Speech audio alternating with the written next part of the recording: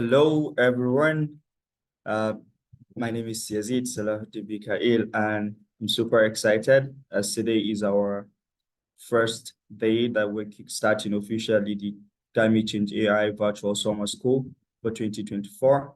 I would like to thank our partners, Google DeepMind, GitHub, Canadian Institute for Advanced Research, Mila Quebec Institute for Research as well for supporting this program and making it possible. And I couldn't be more excited as we kickstart this training today. So I would start by giving us overview of who we are at Climate Change AI and introduction to the summer school itself.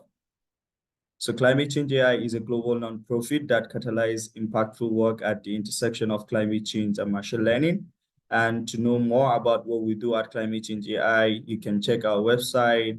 You can also follow us on Twitter. And of course, our community platform where you get to know more about what we do. And of course, you can also subscribe to our newsletter to stay updated on the things that we do at the Climate Change AI and opportunities that we often share across our newsletters. So good. This summer school was designed and brought to you by this incredible team, spearheaded by Eric and Amanda Sassim, Yazid, Elena, Konstantin, Lynn Kaack, Melanie, and Millie. These are the incredible people that work on this team, and also would like to thank our teaching staff, invited lecturers, tutorial instructors, teaching assistants, and of course, other teams within the CCAI, such as the communication, community engagement, and others. You guys are incredible, and you supported in ensuring that this is a success. And to give a quick overview on the summer school this year we're welcoming participants from over 140 countries, which is huge. And thank you for taking time to apply and showing your interest. And over the next 12 days, the summer school lectures would run in the next 7 weeks. And we're going to be having 11 lectures, async tutorials where you can always go back to them and learn from them. And we'll also have peer-to-peer learning opportunity in the community platform where you interact with other participants to learn together. And of course, we also have a social networking event to be announced soon in the community platform. You also can stay tuned to know more about this. Now, how do you keep up to date? Check out the calendar space on the community platform or the CCAI website to keep yourself updated on the things that we are currently doing or things going on in the virtual summer school. Now, we're going to begin a very interesting session, and you're wondering how do you ask question. So you can use the chat, you can use the Q&A to ask question, and would be happy to share the question with our esteemed speakers for this session today. So good. What is our schedule for D1? So we're going to be having our first session on tackling climate change with machine learning from now until 4 p.m. UTC. And we have our speakers, Professor Priya Donti, Prof. David Rolnick, and Prof. Lynn Kaack, who are going to be the facilitators for this session. And afterwards, we have another session on introduction to machine learning by Professor Rasika Bhalerao, and she's going to be facilitating that session. And after that, we're also going to be having a 30-minute session on expanded introduction to machine learning, which is a panel discussion with also our esteemed professors. So, and we'll also have an asynchronous recording where you can listen to afterwards on Introduction to Climate Change by Dr. Kamal Kapadia.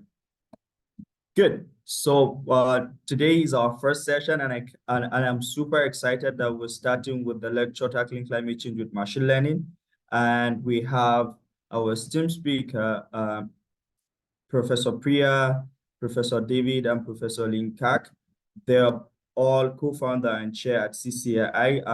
Professor Priya is an assistant professor and the Silver Man 1968 Family Career Development Professor at MIT, EECS, and LIDS, while Professor David is also an assistant professor and Canada SIFA AI Chair in the School of Computer Science at McGill University and at Mila Quebec Institute. And we also have Lynn Kaack. Professor Lynn Kaack is an assistant professor of computer science and public policy at the Harty School. And these are the amazing speakers that would be facilitating this session today. And I'm super excited and I can't wait to start learning from them. And I would pass it on to our esteemed speakers to begin the presentation. So thank you all and join me in this learning journey with our amazing professors.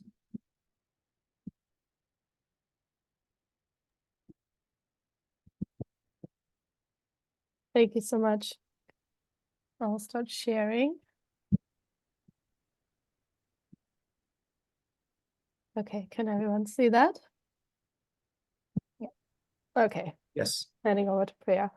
All right. So hey, everyone, and welcome to today's lecture on tackling climate change with machine learning. So we're here today to talk about climate change. Climate change is one of the most pressing issues that we as a society are facing today, and we're already facing its effects from storms to droughts to fires to flooding. These impacts are being felt globally, and they are disproportionately being felt by the world's most disadvantaged populations, which makes it especially important to act quickly on this issue. In particular, according to the UN Intergovernmental Panel on Climate Change, or IPCC, an acronym you'll hear us use a lot, we as a society need to hit net zero greenhouse gas emissions by 2050 in order to avoid some of the worst effects of climate change. And this is going to require a rapid transformation across virtually every sector of society, from energy to transport to buildings to agriculture and so forth. So given this huge imperative to act on climate change, one might naturally ask the question, how does machine learning fit into this picture? And during today's lecture, we'll aim to give an overview of some of the answers to this question. In particular, today we'll start with first a brief introduction to climate change, then an overview of ways in which machine learning can play a role in climate action, as well as important considerations for research and deployment. While the majority of the lecture will focus on how machine learning can aid in climate action, it's worth noting that machine learning is a general purpose technology that can have both good and bad effects. So we'll also dive a bit into this broader picture as well. And finally, we'll close with some takeaways and tips on how to get involved. This lecture today is meant to serve as an initial overview of many of the topics that'll appear throughout this year's summer school. And as a result, we're going to aim to cover a lot of ground. So if the content today feels somewhat fast-paced, don't worry. Later lectures will also cover some of these topics in greater depth. So diving in, at first, an introduction to climate change. Since we have a separate lecture fully focused on this topic, the async recording by Dr. Kamal Kapadia, I'm just going to give the highlights and encourage you to also watch that lecture. So diving in, the Earth has unfortunately already warmed over 1 degree Celsius above pre-industrial levels, as depicted in the plot on the right side of this slide. This is because human activities have put an excess of greenhouse gas emissions into the atmosphere, like carbon dioxide, methane, and nitrous oxide. This warming has in turn induced major changes in the climate, which we define as the average weather over 10 to 30 years. And we're seeing increased extremes in terms of phenomena like heat waves, precipitation, droughts, and hurricanes as a result. Every unit of greenhouse gas emissions we put into the atmosphere adds further to this warming of the Earth and to the subsequent changes in the climate. In particular, this plot from the IPCC shows how much more warming we can expect depending on how rapidly we act. The key takeaway is that the faster we act, the less warming we'll see. For instance, hitting net zero greenhouse gas emissions by 2050 limits warming to 1.5 degrees Celsius, a goal that the international community has agreed will help avoid some of the worst impacts of climate change. While this particular target is important and one we should absolutely aim to hit, it's also one that we unfortunately are increasingly in danger of missing. Given that, it's especially important to note that climate change is not an on-off switch with respect to any given emissions target. In the end, every unit of greenhouse gas emissions that we avoid putting into the atmosphere will reduce the extent to which the Earth warms. So, how do we actually address climate change? There are several different axes of action here, as well as important frameworks that underpin these actions. And we're going to walk through each of these in a little more detail. So the first axis of action is climate science. Climate science entails the study of the Earth, the ocean, and the cryosphere, as well as the atmosphere, to understand and predict the extent to which the climate will change. This can help guide what we should actually do about it. This area of climate science and applications of AI for climate science will be covered in more depth during the week of July 1st. The second axis of action is climate change mitigation, which means preventing greenhouse gas emissions and reducing atmospheric greenhouse gas concentrations in order to actually reduce the extent to which the climate actually changes. To understand climate change mitigation strategies, it's worth noting that greenhouse gas emissions come from many different sectors, as shown by the plot on the slide, and also now by the list of sectors on the slide that we've put up. And given this large number of sectors, the strategies to reduce greenhouse gas emissions also need to span all of these different sectors. There are different ways that we actually go about this depending on the sector. For energy-based sectors like energy supply, transport, buildings, and industry, we can use something called the CCAI identity to conceptualize the ways in which we can reduce emissions in these sectors by reducing consumption or improving efficiency or by switching to clean energy. You'll learn more about the CCAI identity during the week of July 29th during the AI for Energy Systems lecture, and we'll also have deep dives during the summer school into transportation and buildings. For agriculture, forestry, and other land use-based sectors, emissions come from land use changes, from fertilizer use, and from livestock. You'll learn more about strategies for reducing those emissions during the week of June 24th, so next week. So going back to these axes of action, climate science and mitigation, the third axis of action is climate change adaptation. So given the effects that we are experiencing and will experience, how do we actually respond to those? To understand that, it's worth noting that climate change has some direct effects, and these direct effects lead to downstream effects, which are the ones we need to adapt to. So direct effects include things like rising temperatures and changing precipitation. And in addition, oceans have absorbed 30% of the CO2 we've emitted and 90% of the resulting heat increase. And that's caused the water to expand and the ice to melt, causing sea level rise and ocean acidification. This leads to different downstream effects, such as droughts and heat waves, more intense storms and flooding, wildfires, loss of ecosystem services, biodiversity loss, the spread of disease vectors and pests. So lots of things that we need to adapt to. So how do we actually deal with these things? The first step is by understanding the risks that we're actually going to face, meaning both the magnitude of the impacts and the probability that we'll face them. So for instance, this plot from the IPCC is looking at the expected changes in annual mean precipitation globally at different levels of warming. And then you can quantify risk as the impact times the probability of an adverse event. Once you know what these risks look like, the second step is actually strengthening adaptive capacity against these risks. This involves both building robustness to potential outcomes. So for example, making sure your power grid doesn't black out in the first place when there's a big climate-induced storm, as well as building resilience, which is, for example, if your power grid does go out, making sure you can bring it back more quickly. So robustness and resilience. These kinds of strategies need to be applied across human and ecological systems. So considering things like food security, water security, resilient infrastructure, ecological conservation and restoration. And they have lots of synergies with, for example, the UN Sustainable Development Goals. These kinds of adaptation strategies will be covered in depth during, for example, the weeks of June 24th, July 15th, and July 29th. So a lot of cool stuff coming up in the rest of the summer school. In addition to these major axes of action, there are several important frameworks that underpin these actions. One is climate justice, which basically notes that the brunt of climate change's impacts will be felt by the world's already most disadvantaged communities. And for that and many other reasons, equity needs to be a central consideration in how we actually approach climate action. Another framework is a co-benefits framework, which notes that it's important to think about climate action holistically and understand how it interacts with other societal priorities like human well-being and ecosystem health. Throughout the summer school, we'll plan to address these considerations as we talk about strategies to act on climate change. So to wrap up the intro to climate change, the main takeaways here are that we need really rapid action to address climate change. And these axes of action include climate science, mitigation, and adaptation. Doing these strategies right requires thinking holistically, so considering climate justice and considering interactions with sustainable development goals, for instance. And many sectors and fields need to be involved in making these kinds of strategies successful. So that includes various fields of science and engineering, economics, the social sciences, public policy, and machine learning can play a role in supplementing and strengthening these efforts.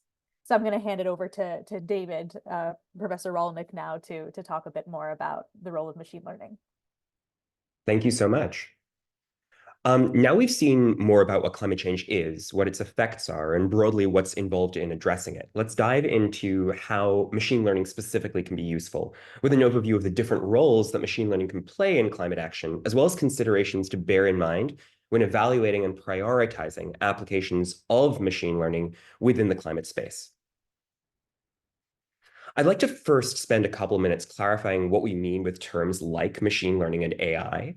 AI is a very broad term, which means actually just any computer algorithm that makes predictions, recommendations, or decisions on the basis of a defined set of objectives. Machine learning is a specific type of AI that refers to algorithms that infer patterns from data according to learning rules, quote unquote learning, instead of being given explicit instructions about how to solve a problem step by step.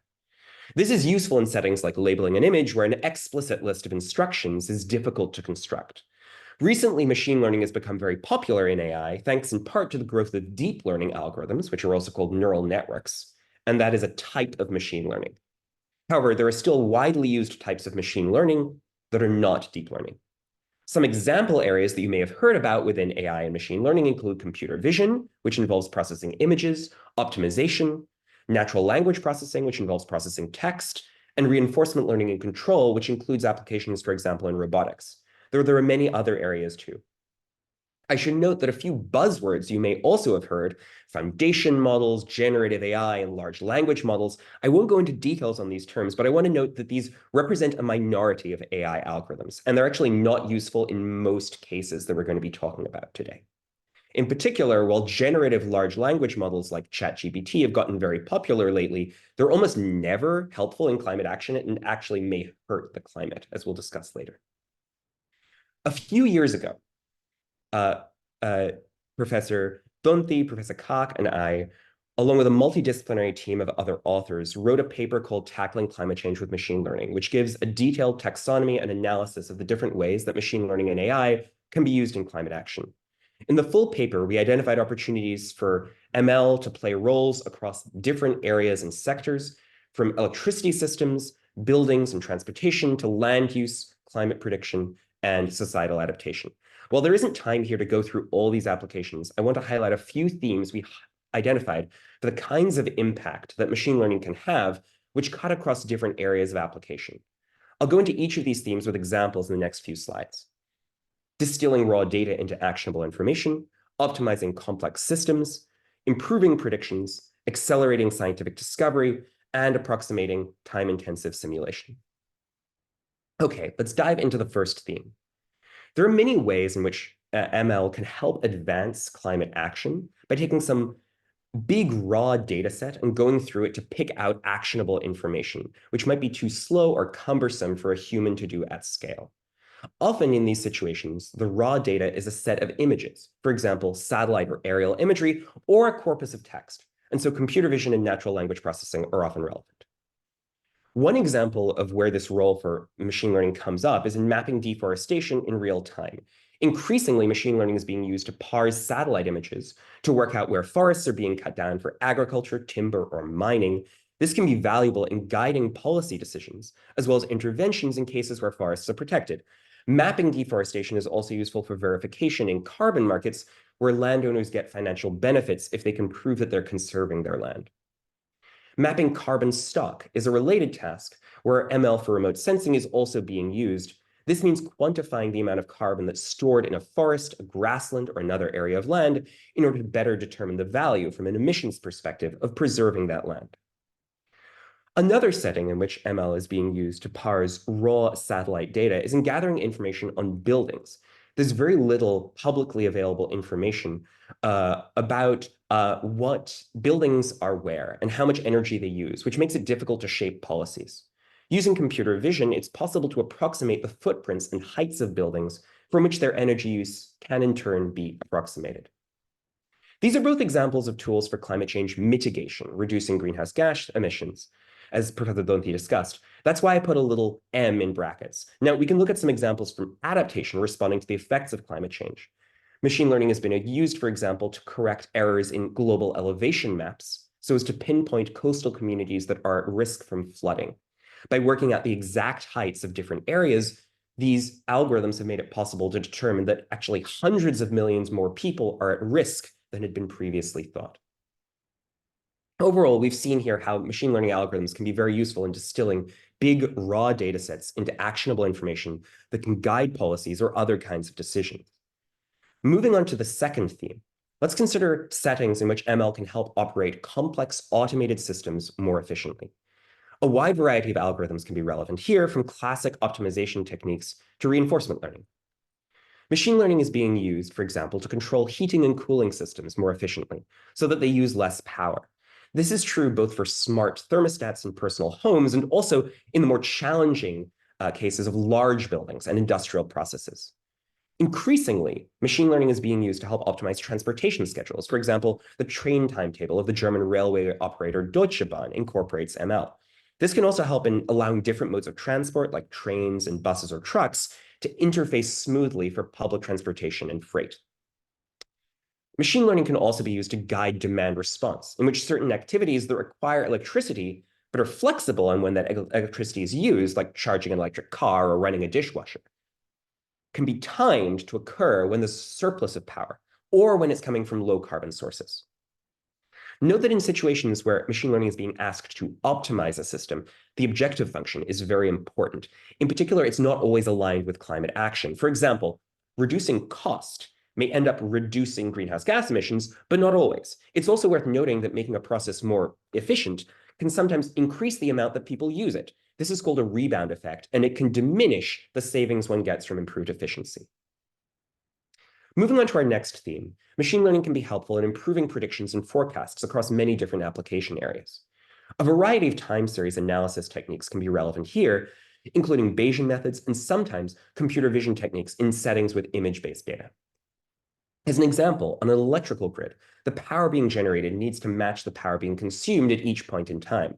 Fossil fuel power plants can largely be controlled to vary the amount of power being generated, but for solar and wind, the power being generated varies from minute to minute, depending on the sun and wind conditions. Machine learning is starting to be used to forecast how much wind and solar power will be available, including by using historical time series data and satellite imagery of clouds. This makes it possible to use more wind and solar and less power from fossil fuels. Similarly, machine learning is being used to forecast the amount of demand for electrical power from time series data. The UK's national grid recently implemented machine learning algorithms that cut in half the error in their power demand forecasts. As another example, this time relevant to adaptation, machine learning is being used to help forecast crop yield from satellite images in response to the threat that climate change poses to agriculture and food security. Our next theme is accelerating scientific discovery. There are many settings in which new materials or other technologies can advance climate action, but the process of perfecting such technologies takes huge amounts of experimentation. In some cases, machine learning can speed up the process, not by removing the need for physical experimentation, but by helping design new experimental setups. Such algorithms can include generative models, active learning, and reinforcement learning, and where chemical compounds are concerned, often involve graph neural networks. In the case of materials design, machine learning can be used to learn from the outcomes of past experiments to suggest promising new materials. This can be valuable in the design of new compounds for batteries, photovoltaic cells, and catalysts used in green energy applications. As another example, reinforcement learning methods were recently developed that can effectively control plasma in experiments on nuclear fusion, a potential future source of low-carbon energy. For our final theme, we turn to the ways in which machine learning is used to approximate simulations. Physics-based simulations turn up in many climate-relevant areas, and while calculations based on known physical laws are highly accurate, they can also be slow, and machine learning can be used to produce faster approximate answers. Relevant machine learning methods here can include physics-informed techniques, computer vision, and interpretable or causal methods. As one example, climate models for modeling the climate and weather are complex ensembles of physics-based simulations of how variables like temperature and precipitation behave around the globe. These models can take months to run, even on powerful computational infrastructure. Even then, climate models normally operate at a relatively coarse spatial resolution, such as hundreds of kilometers, since higher resolution can be prohibitively computationally expensive. But that actually limits the utility of these models in informing local measures for climate adaptation. Machine learning-based super-resolution techniques are therefore being used to increase the spatial resolution of certain pieces of climate models, also called downscaling. In a totally different setting, machine learning is being used to approximate certain portions of car aerodynamics simulations in order to design more fuel-efficient vehicles. And in the power sector, machine learning can speed planning models used to simulate electrical grids, which are again based on domain physics and can be extremely slow. Okay, we've now seen a number of very diverse climate-relevant applications of machine learning across different sectors and fields, with machine learning playing roles in distilling data into useful insights, optimizing complex systems, improving predictions, accelerating scientific discovery, and approximating simulations. If you're interested in further details, I do encourage you to check out the interactive version of the Tackling Climate Change with Machine Learning paper, which is available at this link, where you can search for different applications by theme, subject area, or machine learning technique. I want to now go under the hood a bit and talk through the process that we used for evaluating and prioritizing applications when we wrote that paper. There were a number of questions that we found to be very useful in shaping our thinking, and they're still a useful framework for me when I'm considering a new potential project as a researcher. First, is machine learning needed to address the problem? There are many urgent problems related to climate change, where machine learning, unfortunately, isn't going to be helpful. There are also problems that have already been solved without using machine learning, and where the existing solution is perfectly fine. What is the scope of the impact? You don't have to work on problems that could reduce megatons of CO2. More modest gains add up, but at the same time, working on, say, reducing plastic straw use may not be the best use of time. It's good to have at least a ballpark sense of how meaningful a problem is from a climate perspective. What is the time horizon of the impact? A ton of carbon dioxide reduced now is more impactful than a ton of carbon dioxide reduced in 30 years, since the sooner we can achieve net zero, the lower the damage. This is one reason why planting trees, while important, is generally a lower priority than preserving the trees that we already have. Similarly, working on technologies like nuclear fusion, which at best are decades away from success and scalability, can be valuable, but shouldn't distract from nearer-term solutions. What is the likelihood that a solution can be found? It's very tempting to work on moonshots that have some small probability of huge impact. But often it's better to work on problems with a high probability of medium impact. And sometimes those moonshots also have a long time horizon, which we've seen is less ideal. Can a solution feasibly be deployed? The best algorithm in the world isn't going to have an impact if nobody will use it. Sometimes machine learning works, but it isn't scalable in the relevant setting. For example, because of hardware costs, expertise required to run and maintain it, or access to annotated data. What are the potential side effects of deploying the candidate solution? An optimization algorithm might reduce greenhouse gas emissions, but increase other human costs. A system for gathering data on vulnerable populations could be co-opted by bad actors. Depending on the situation, it may not be feasible to avoid all negative side effects, but where possible, they should be recognized upfront and mitigated. Who are the most relevant stakeholders who are involved in or affected by the application? They may have constraints or requirements that need to be built into any viable solution, and it's through their eyes that an approach needs to be judged. Finally, I'd like to highlight a number of considerations to bear in mind when thinking about the overall space of machine learning applications in climate action. First, remembering that machine learning is not a silver bullet. It's only one of the many tools we need, and it's not applicable everywhere. It should never replace or distract from other actions involved in fighting climate change. Second, some of the most impactful and interesting applications aren't flashy.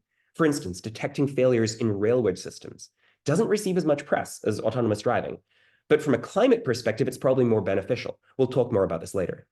Sometimes to find those non-flashy problems, you really have to dive deeply into understanding what's needed within a particular area of application.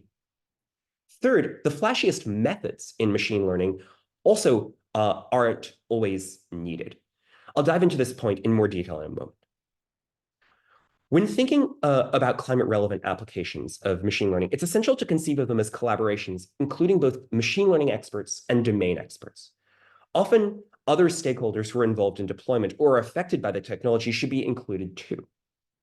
These kinds of partnerships are important to make sure that the algorithms aren't solving the wrong problem and that where possible, they leverage domain-specific knowledge. Partnerships are also key in shaping a pathway to impactful deployment and ensuring that any deployment-relevant considerations are built into the design right from the start. Lastly, equity considerations are fundamentally important, including who is building solutions, what problems are prioritized, and how these problems are worked on. Empowering a diverse and global set of stakeholders is essential to ensure that technologies are owned by the people affected by them, rather than reinforcing existing power imbalances across countries and institutions. Related to the question of who is the question of what is being worked on, since problem priorities often reflect existing inequities within machine learning and technology more broadly. For example, machine learning to fight wildfires, which is a key problem in North America, Europe, and Australia, tends to receive more attention and funding than machine learning to fight locusts, which affect East Africa, the Middle East, and India, even though both problems are extremely important and are exacerbated by climate change. And how problems are worked on is also important. Data imbalances between regions or between communities within a region can mean that machine learning solutions are only applicable to a subset of the population, or that algorithms are most effective within data-rich areas. Ideally, machine learning for climate will serve to improve equity, but this takes active work at the level of project design and management. As I noted above, while complicated new methods from machine learning can be useful, in other cases, simpler methods may be enough. One shouldn't leap to using transformers when linear regression will do the trick. ChatGPT may seem like the cool new thing, but in most climate-relevant applications, as I mentioned, it is not especially useful, and in some cases, it can be actively harmful because it's basically impossible to make it reliable. When innovations in machine learning are useful, they tend to be motivated not by whatever works the best on standard benchmark machine learning datasets, but by the needs of specific application domains. Here are some common themes that often turn up. In many applications, such as climate modeling or power grid optimization, there are constraints that arise from system physics. Incorporating energy conservation, power flow, or the properties of chemical bonds is often hard for black box machine learning algorithms, but may be necessary if the answers are going to be meaningful. In some cases, such constraints reflect engineering needs that will lead to system failure if they're violated, like a blackout in the power grid.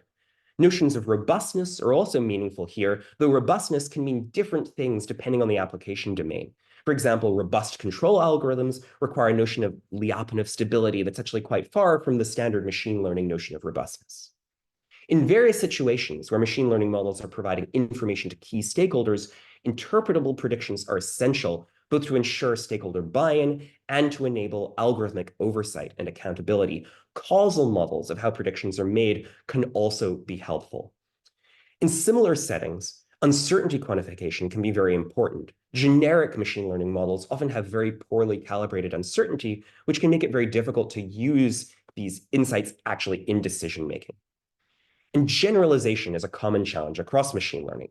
In climate-relevant settings, generalization can take a number of different forms. Algorithms may be called upon to perform a similar task, like land cover classification across different geographies, where data may be different in ways that require domain transfer and adaptation.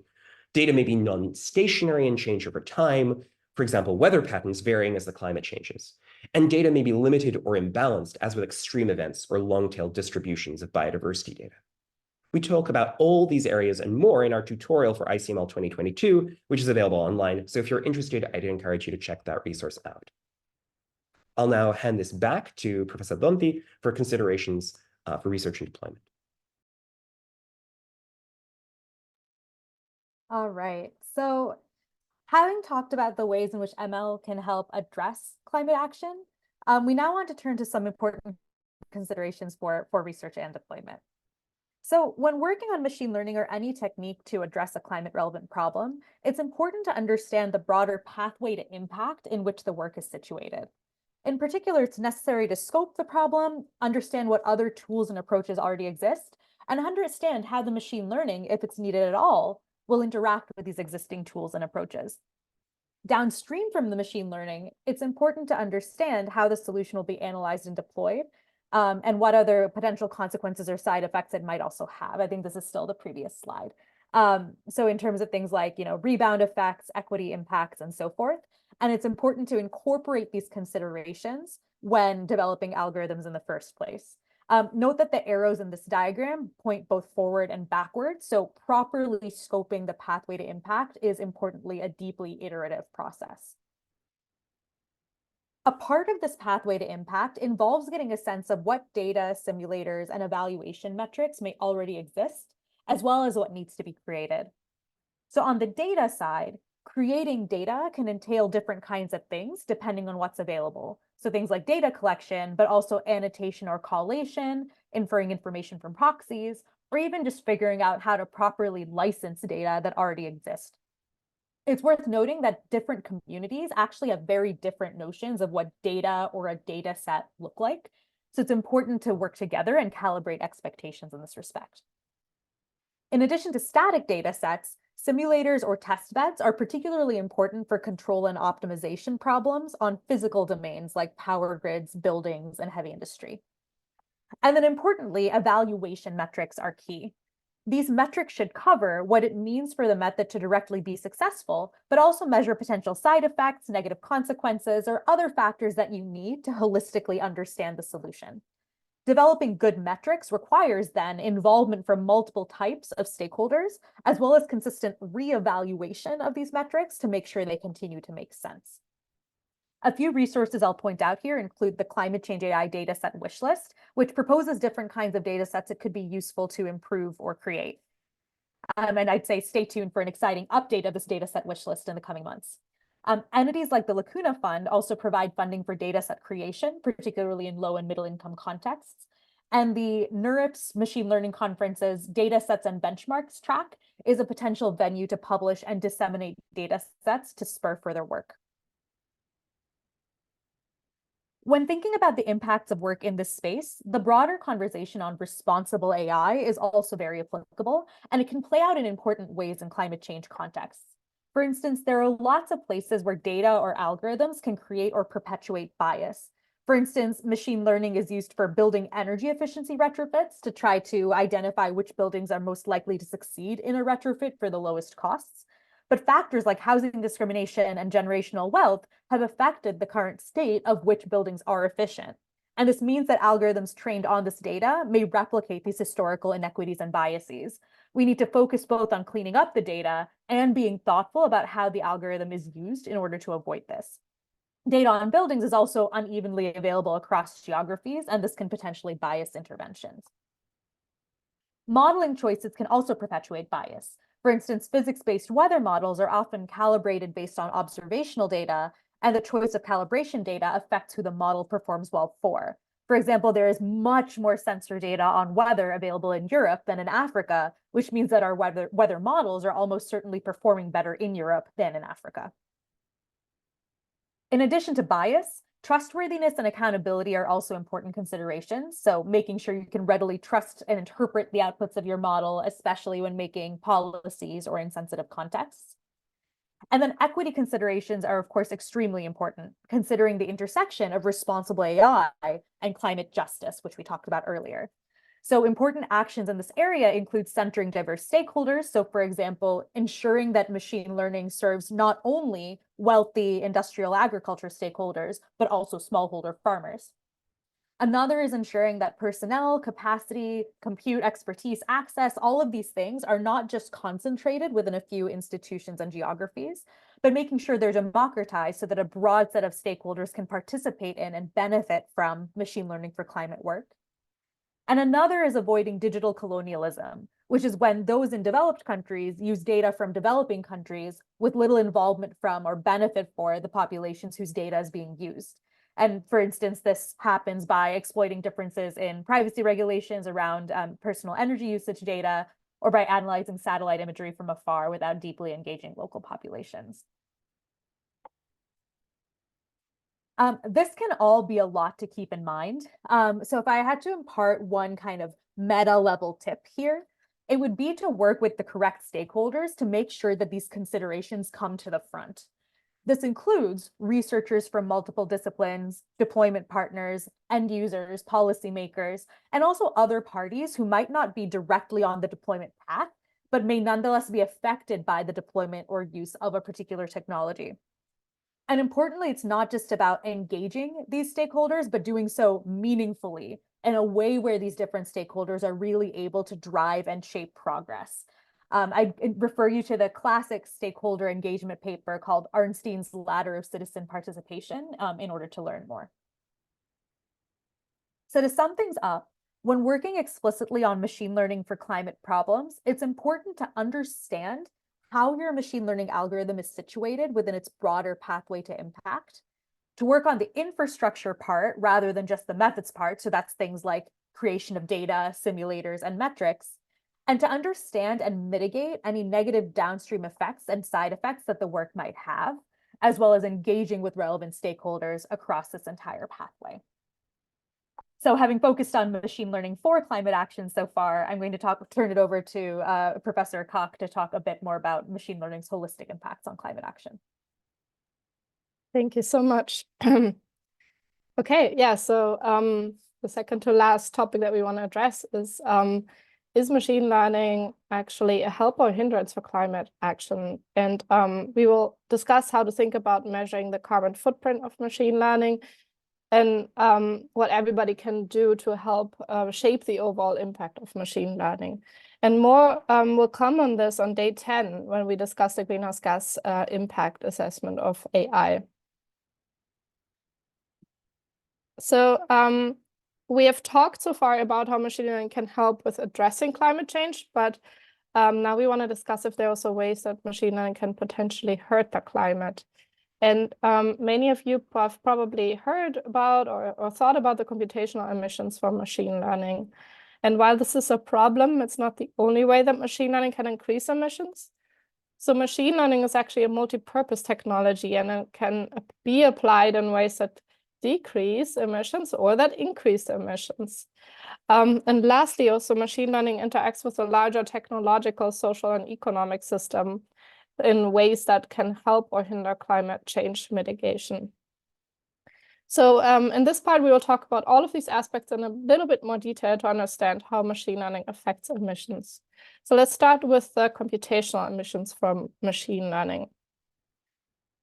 So emissions from machine learning training, and this graph shows training for different models.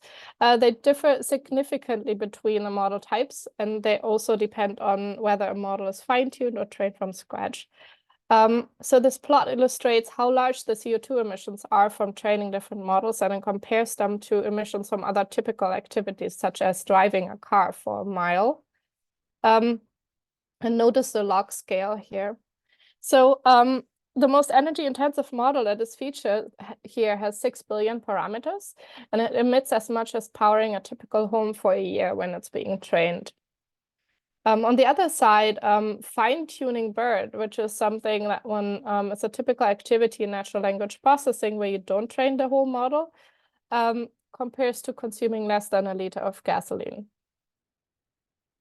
And what this plot also shows is that the size of the model matters a lot for how much energy is consumed during training. So the vision transformer of different sizes here definitely has very different energy consumptions. Current cutting-edge foundation models or large language models such as ChatGPT are hundreds of times bigger than the largest model that is shown here. So then we're actually experiencing much larger energy consumption during training. So what the authors measure here are operational emissions, which come from the energy consumed while running the algorithm on the hardware. And they depend obviously on the efficiency of the compute that's being used, but also the cooling in the data center and the way if waste heat is being used or not. And they also depend on whether or not renewable energy is used. And data centers additionally also have the opportunity to help integrate more renewable energy into the grid by providing a load that is flexible. But operational emissions are not the only part. We also have embodied emissions that come from the production and the end of life of the hardware. So for example, they depend on mining and production, transportation, and disposal and recycling. And you can see in the last picture that there are also other important environmental and social impacts associated with production and end of life of hardware. So we'll discuss how to measure these computing-related emissions and machine learning as a whole in the lecture on day 10. So let's take another look at the application impacts of machine learning. So earlier in this lecture, we learned about the different ways that machine learning can be used to reduce emissions, which are again summarized in this figure in a more abstract way. And you can see on the left different rules of machine learning, and on the right how it might affect greenhouse gas emissions. And what's indicated by the red bubble is that machine learning can also increase emissions. So for example, if it's being applied in the oil and gas sector to improve exploration, and there it could actually help to increase the amount of oil and gas that's extracted and burned ultimately. So currently there doesn't really exist a standard to measure such application-related impacts, positive and negative. This might actually be quite easy to do for certain types of case studies, such as efficiency applications, but then there are also applications that are quite hard to assess the impacts of, so for example, battery research and development. So now I wanted to walk you through an example from AI applied for efficiency in crude oil refining to illustrate that there's also a broader scope to consider here. So crude oil is turned into lighter hydrocarbons by heat from coker units. And there's this coke buildup in pipes that machine learning can be used to help predict. And that can help with maintaining equipment, but it can also reduce the energy consumption in the manufacturing or in the processing. And this machine learning application reduces emissions in the refinery. What it also does, though, is it reduces the cost of refining, and it makes oil more competitive relative to cleaner alternatives. So ultimately, we have to ask ourselves and consider how the machine learning application affects the emissions from the energy and economic system overall, and if really this energy efficiency is the only thing that we should look at. And this is one example of what we mean with this third category, this machine learning system level impacts. And I wanted to briefly touch on what kind of system level impacts there may be, but we will talk more in the AI impact assessment lecture. So what we just discussed is an example of a potential rebound effect that Professor Rolnick already introduced, but it also relates to lock-in effects, where you actually increase the lock-in to carbon-intense systems, or to fossil fuels in this case. Another example is locking us into into individual driving with autonomous vehicles. ML can also potentially contribute to wasteful increases in consumption of goods and emissions associated with that. This is, for example, through the use of personalized ads or on-demand delivery. Then it can also contribute to misinformation or information and polarization online. And that definitely can have effects on acceptance of climate policies, for example. And it can also create societal power shifts based on who holds expertise and resources. And we'll cover these system level phenomena in more depth in our lecture on impact assessment. So to recap, the major categories of ways that machine learning affects emissions is through its computation and hardware, through the immediate impact of its applications, both in good and in bad, and the system level changes that machine learning induces.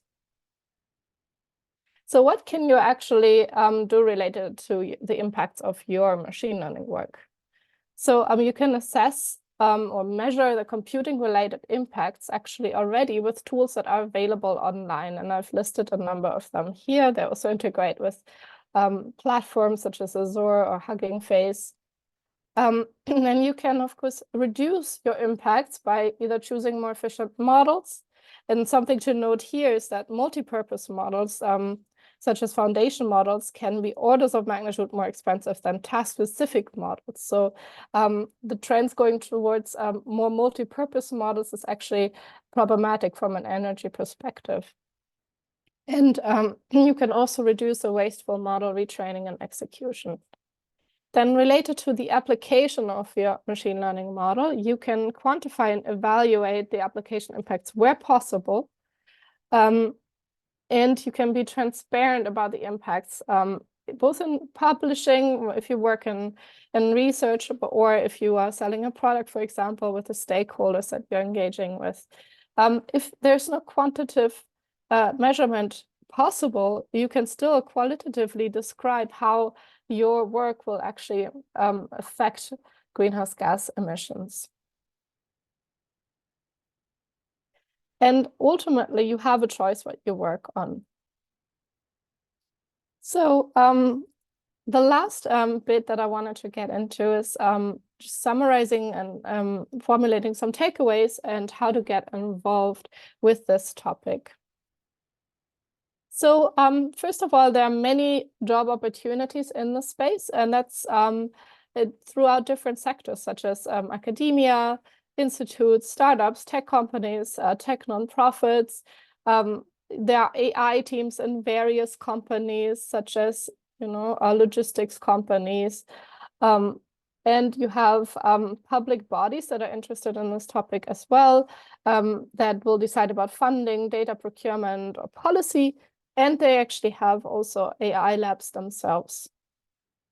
Then machine learning focused people can, of course, include climate relevant applications in the set of problems that motivate their work. And what's really important here is, and we have mentioned this before, is to build collaborations with domain experts that know really the insides outs of the problem one is addressing. Then if you are coming from the climate focus side, you can learn about relevant machine learning methods and where they may be applicable, and build in turn collaborations with machine learning experts.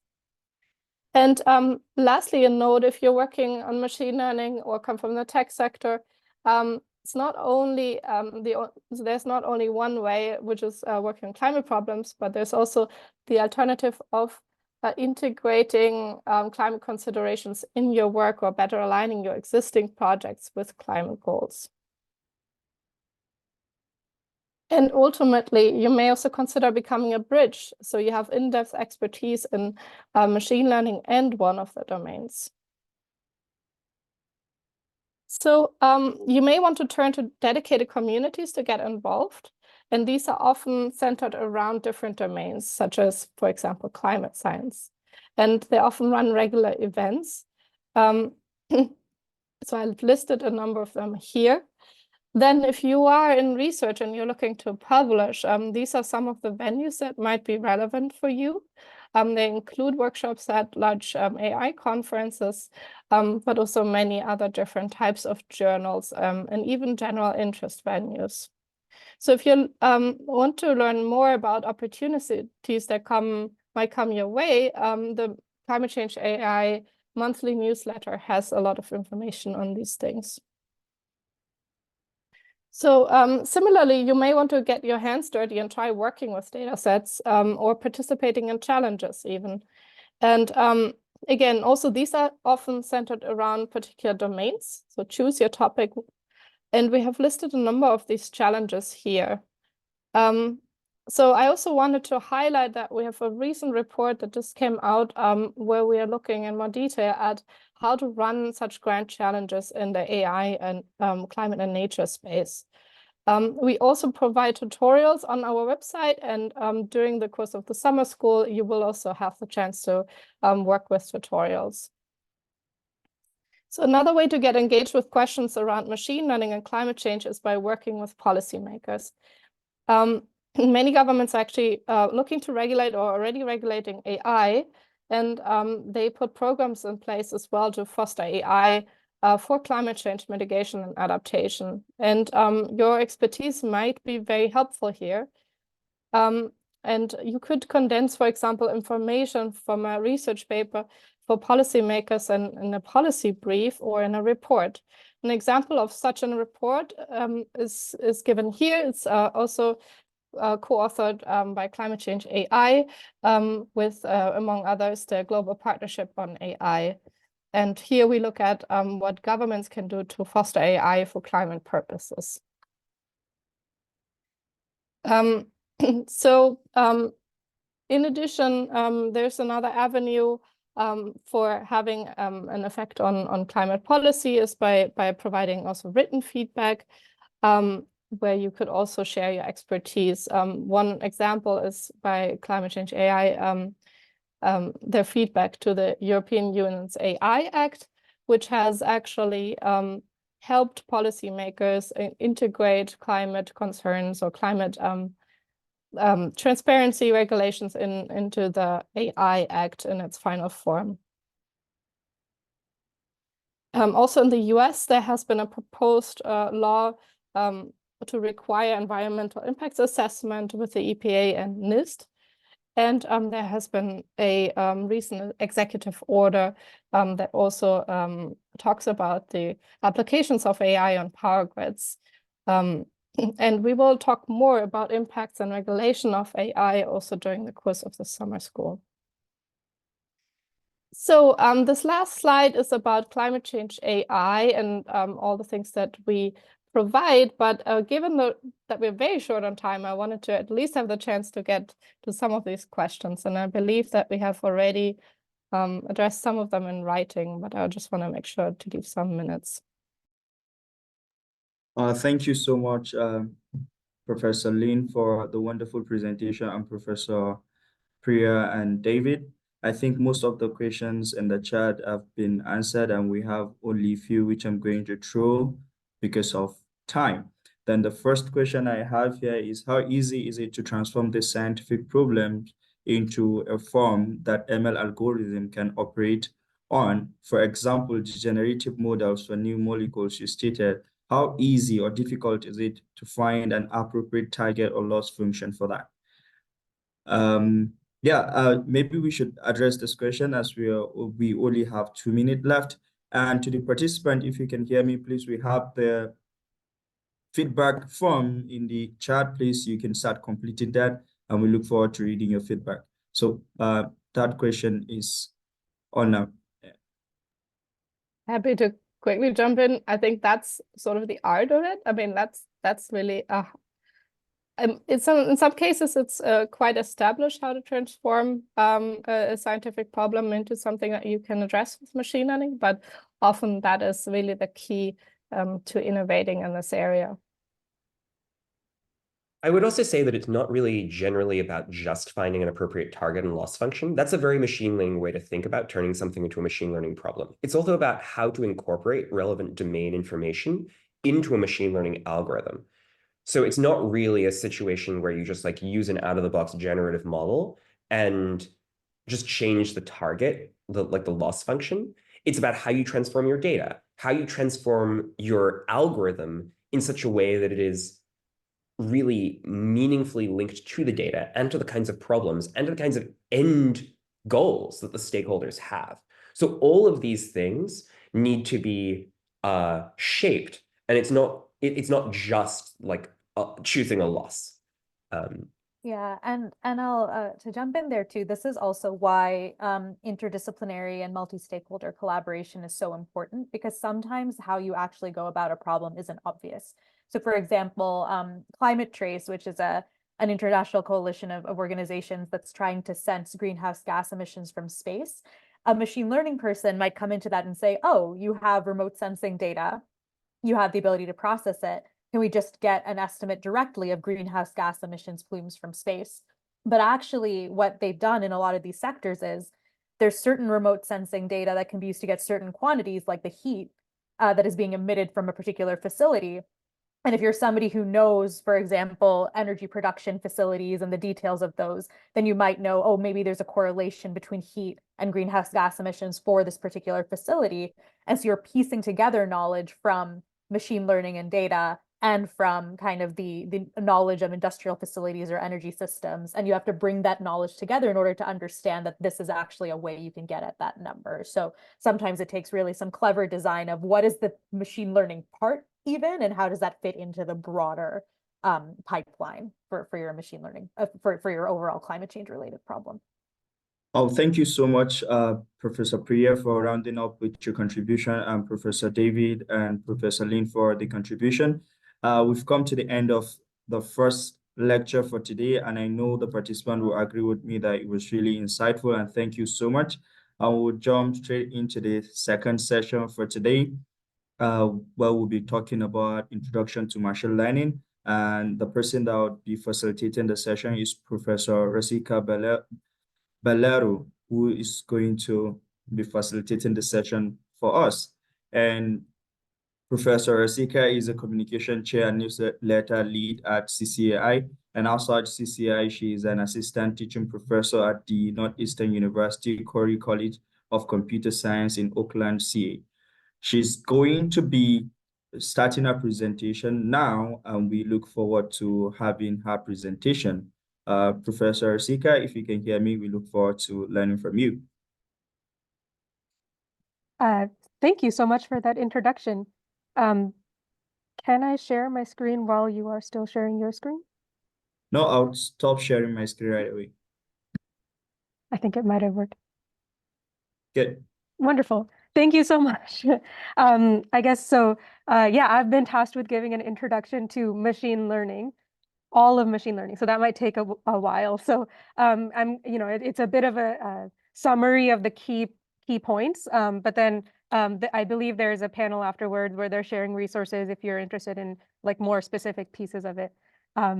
So yeah, so that's what I'm doing. I'm giving a very broad introduction to machine learning. Let me make this bigger.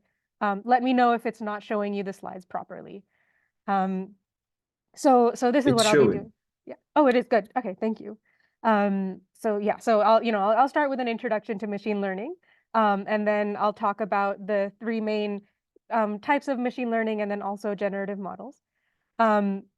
According to Professor Andrew Nguyen, the machine learning is the science of getting computers to act without being explicitly programmed. So if you've done some programming, like introductory programming at least, then you might have been doing things with like if else and while loops, for loops, those kind of things. And in those cases, the computer will do exactly what you tell them to do.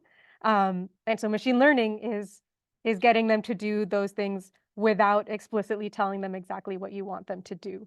And so, you might wonder, okay, well, that's a little scary. So when should we use machine learning, right? And as you might have guessed, it's not appropriate for every single task, right? So if you're able to solve it analytically, meaning with just those for loops, while loops, not with machine learning, then that generally tends to be more explainable and maybe easier. It's also crucial that you have data that is appropriate for the task, right? Data which matches the task. And I believe that our amazing speakers from just now were talking about that. When it's okay for there to be errors, because sometimes, it doesn't do exactly what you expect. So errors, and also when it's cost effective, right? Because machine learning has a bunch of costs which we don't have for non-machine learning approaches. So things like creating the data set and processing it, and then of course creating the machine learning model, developing it, deploying it, and maintaining it. So these are situations which you might want to keep in mind when deciding whether or not you want to use this powerful tool, which is machine learning. And so this was a little bit hinted at, but machine learning has a bunch of strengths and limitations, which so for strengths, right, it's really good at doing things like big tasks really quickly, right? So that's what performing tasks at scale means. Is it, it'll take your small task and do it over and over many times, and that makes it good at doing things at scale. And it's really good at modeling complex systems. So like if your system is really complex, a little hard to model without machine learning because it's hard to code for every single piece, then it might be good to, that's a strength of machine learning. It's also good at creating derived data. And of course, also just like integrating with other methods. So, you know, and there's multiple lectures about that, many lectures about that coming up in the summer school, so I won't go into detail. Those are some strengths. Limitations, of course, right? Garbage in, garbage out, which you might have heard about before. If this was a classroom with us sitting in person, I would ask who had heard about that before. But basically, right, if your data is not very good, if it's kind of garbage, then your model, the resulting model, will also be garbage. So those are that, you know, that's a limitation. Of course, this is a big one, which there are multiple lectures on too, which is it inherits the biases in the data, right? Because machine learning is, well, what it really does is repeat the same thing that a person would do, just like a lot more and like faster and bigger. But and how it knows what a person would do is through historical data. So it inherits any biases that that the person who did it historically, like what they were doing, right? If they had social biases, you know, bias towards different size cities, you know, whatever your task is, it'll have those same biases. Keeping that in mind. It also assumes that the patterns are persistent. Well, it's really hard to use machine learning to determine causation. That's a challenge. But it finds correlation instead, not causation. So some strengths and limitations. But with that, let me tell you the three main types of machine learning. Right. So the one that I've seen most often, but definitely not all of them, but the one I've seen most often in CCAI type papers has been supervised learning. So that's where we give it a training set where a person has told it the exact pattern that the person wants it to do, and then the machine learns that exact pattern and does that exact thing over and over again. And so that's supervised learning, and I'll tell you about that. But the thing about supervised learning is you get feedback on how good the model is. You get performance feedback. Whereas with unsupervised learning, the second category here, it finds patterns in unlabeled data, right? So there's no person that sat down and told it exactly like, when you see this, do this. When you see this, like there's no person that sat down and told it to do that. And so so it's finding patterns in unlabeled data. There is not a lot of performance feedback. Like you can kind of get a few metrics, but like not in the same way that you can get it for supervised learning. And then the third category is reinforcement learning, which is really cool because it learns well-performing behavior by just trying out things and seeing what gives it the best rewards, what does the best. And that one's cool because it's not limited by human labels, right? It's not, you know, it sounds very similar to supervised learning, except for that we don't have a human that told it, like, when you see this, do this, when you see that, do that, right? Reinforcement learning is like, it tries different things and then sees what does the best. So it has the potential of performing even better than humans. So that's an exciting thing about reinforcement learning. It's been gaining a bit more popularity recently. So those are the three main types of machine learning.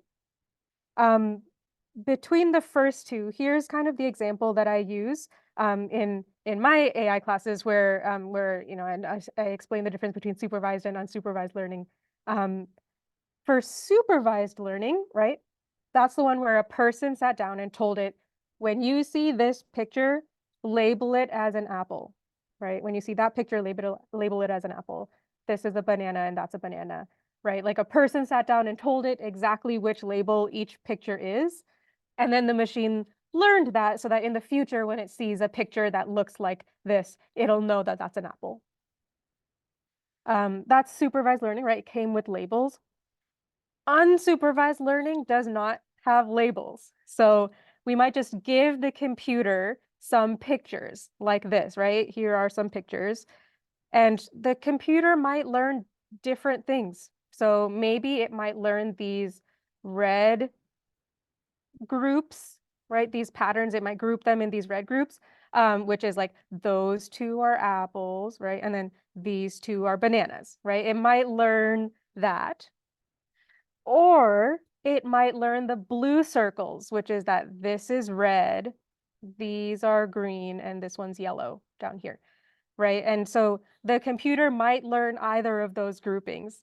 And that's the cool thing about unsupervised learning, is that the computer decided that the machine learning model found those patterns without a person telling it which patterns to find. And so it could find anything. I will pause for a moment if there are any burning questions in the Q&A. Do we have any burning questions in the Q&A?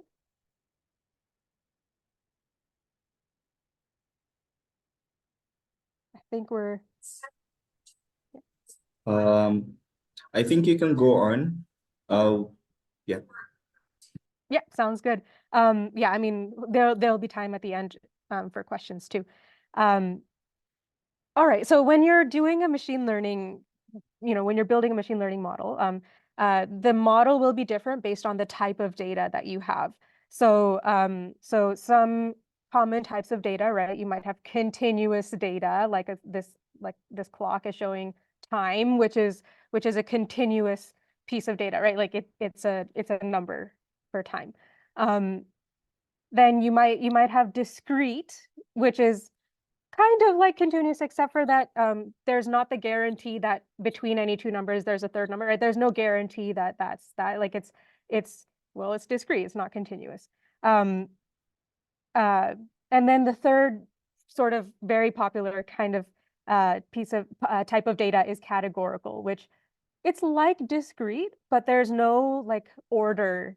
There's no order of the elements. So like discrete could still be like the integers 1, 2, 3, 4, like those are discrete numbers. But then categorical, right? It could be like red, blue, and green, right? There's not really an order, an inherent order at least, for those categories. And then some other types of data that you might see, binary, which is just it's categorical, but there's only two categories, then that's binary. So that's really popular.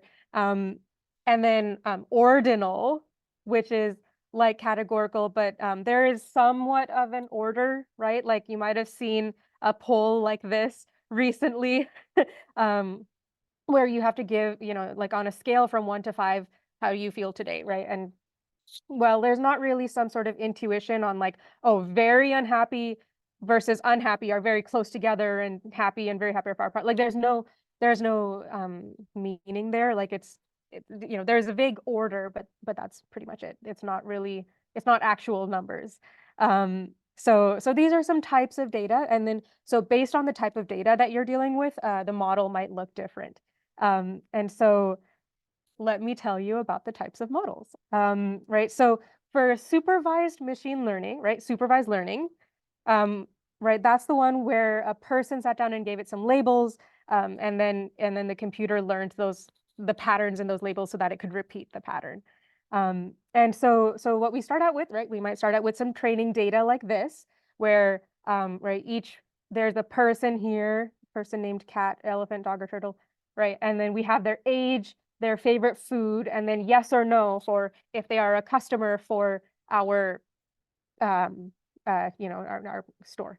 So we start out with some training data, like some historical, like somebody sat down and said, okay, this cat was our customer. Yes.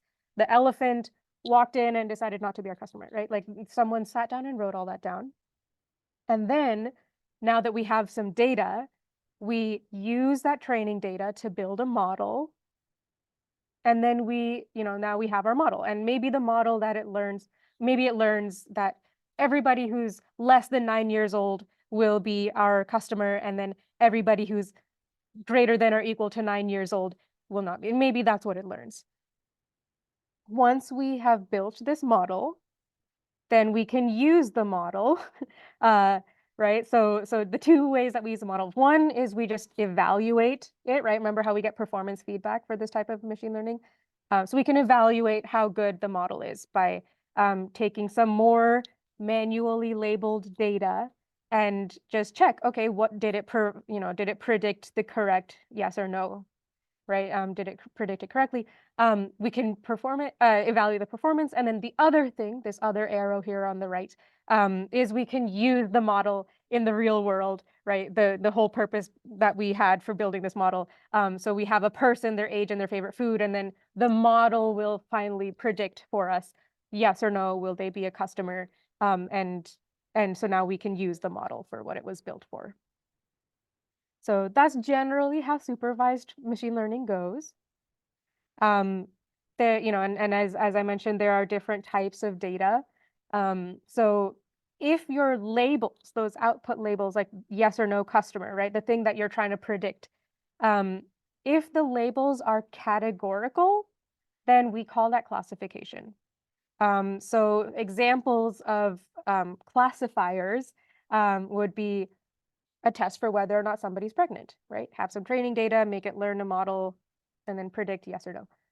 Or maybe there might be more than just two labels. Maybe there's which country they're from, right? There's a lot of countries, more than just two. And so, right, maybe those are the labels that it's predicting. Or maybe you're training a model for a self-driving car, and then the labels will be which type of road sign is in the picture, right? So those are classifiers. And then, right, if your labels are continuous numbers, then we call that regression. And so some things that you might use regression to predict are stock price, right? Those are numbers, life expectancy, or the distance to an obstacle in a picture, right? The distance to, like how much distance there is in until we reach the thing in the picture. Right, so those are two types of supervised learning algorithms, or models, I should say, depending on what type of label you're trying to predict. So here's an example, right, so here's an example. This is a real paper that someone submitted and published at our workshop at iClear 2023. And so in that paper, they had historical data of the number of bicycles in each location per hour. Right, so you can imagine that there are these services where you can rent bikes, and they have stations all around the city, and so you can rent a bike from one of the stations and then ride the bike to another location and then drop it off at the other station. But the company that's offering these bikes, they need to know how many bikes to have in each location, right, in order for this service to work. And so in this paper, they have historical data of the number of bicycles in each location per hour. And they predicted the number of bicycles in future times at those locations. So I'll give you a couple seconds to think about what type the labels are in this scenario, right? Are they categorical or are they continuous? And I'll give you the answer in a couple seconds.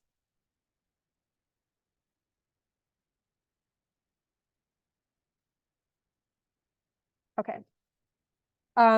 All right, so looks like I'm gonna circle. So here we go. So these are continuous labels, right? Because then it's a number of bicycles, and you might be thinking, oh, well, how can you have half a bicycle? Well, maybe you don't have half a bicycle, but maybe sometimes there's 4 bicycles and sometimes there's 5. So on average, there's 4.5 bicycles, right? Like, so it could still be continuous. So there you go. Hopefully you thought it was continuous, right? So yeah, so there's a lot of supervised models, and you want to choose the model based on the task that you're dealing with, right? Like maybe if you have no time to train your model, right, but you have a lot of time to predict, right, to use the model, then the model called KNN, which stands for K nearest neighbors, might be the model for you. And it works best for like a small or medium-sized data set, right? And I'm not going to read this whole table to you. You'll have access to these slides and all that. But right, based on the size of the data and the amount of time you have for training versus prediction, you might want to choose a different model. Yeah, and also the size of your computer also. You might want to choose, right? Like you can only use a neural network if you have a sizable computer. Just so you have a brief like intuition for the K nearest neighbors algorithm or supervised learning in general, let's say that you have a data set that looks like this, right? You have a data point at 1, 2, which when you plot that on the coordinate grid, that's here. And you have a data point at 1, 3. and then 5.5 and 5.6. And so we know that our manual labeler said that these 2 points are red and those 2 points are blue. Okay. And with k nearest neighbors, that's it. That's the training. Training is you just take the numbers and you write them down. And then now that we've trained the model, we get a new instance over here, right? This instance over here, this dot. And, if this was a physical class, I'd be like, what color should that dot be? But I wrote it down here because it's a big enough class. I wrote it down, it's blue, because it's closest to the blue dots, right? And so intuitively, we know that this dot should be blue because it's most similar to the blue dots, if the only options are blue and red. So that's the k nearest neighbors algorithm is, the training set is a bunch of instances and we just write them all down. And then now, given another instance, right, this dot here, we want to determine its category. So we just check the k number of instances in the training data, which are closest to that new one. And let's say that k equals 2. So we look at the 2 closest instances to this one. That's these 2.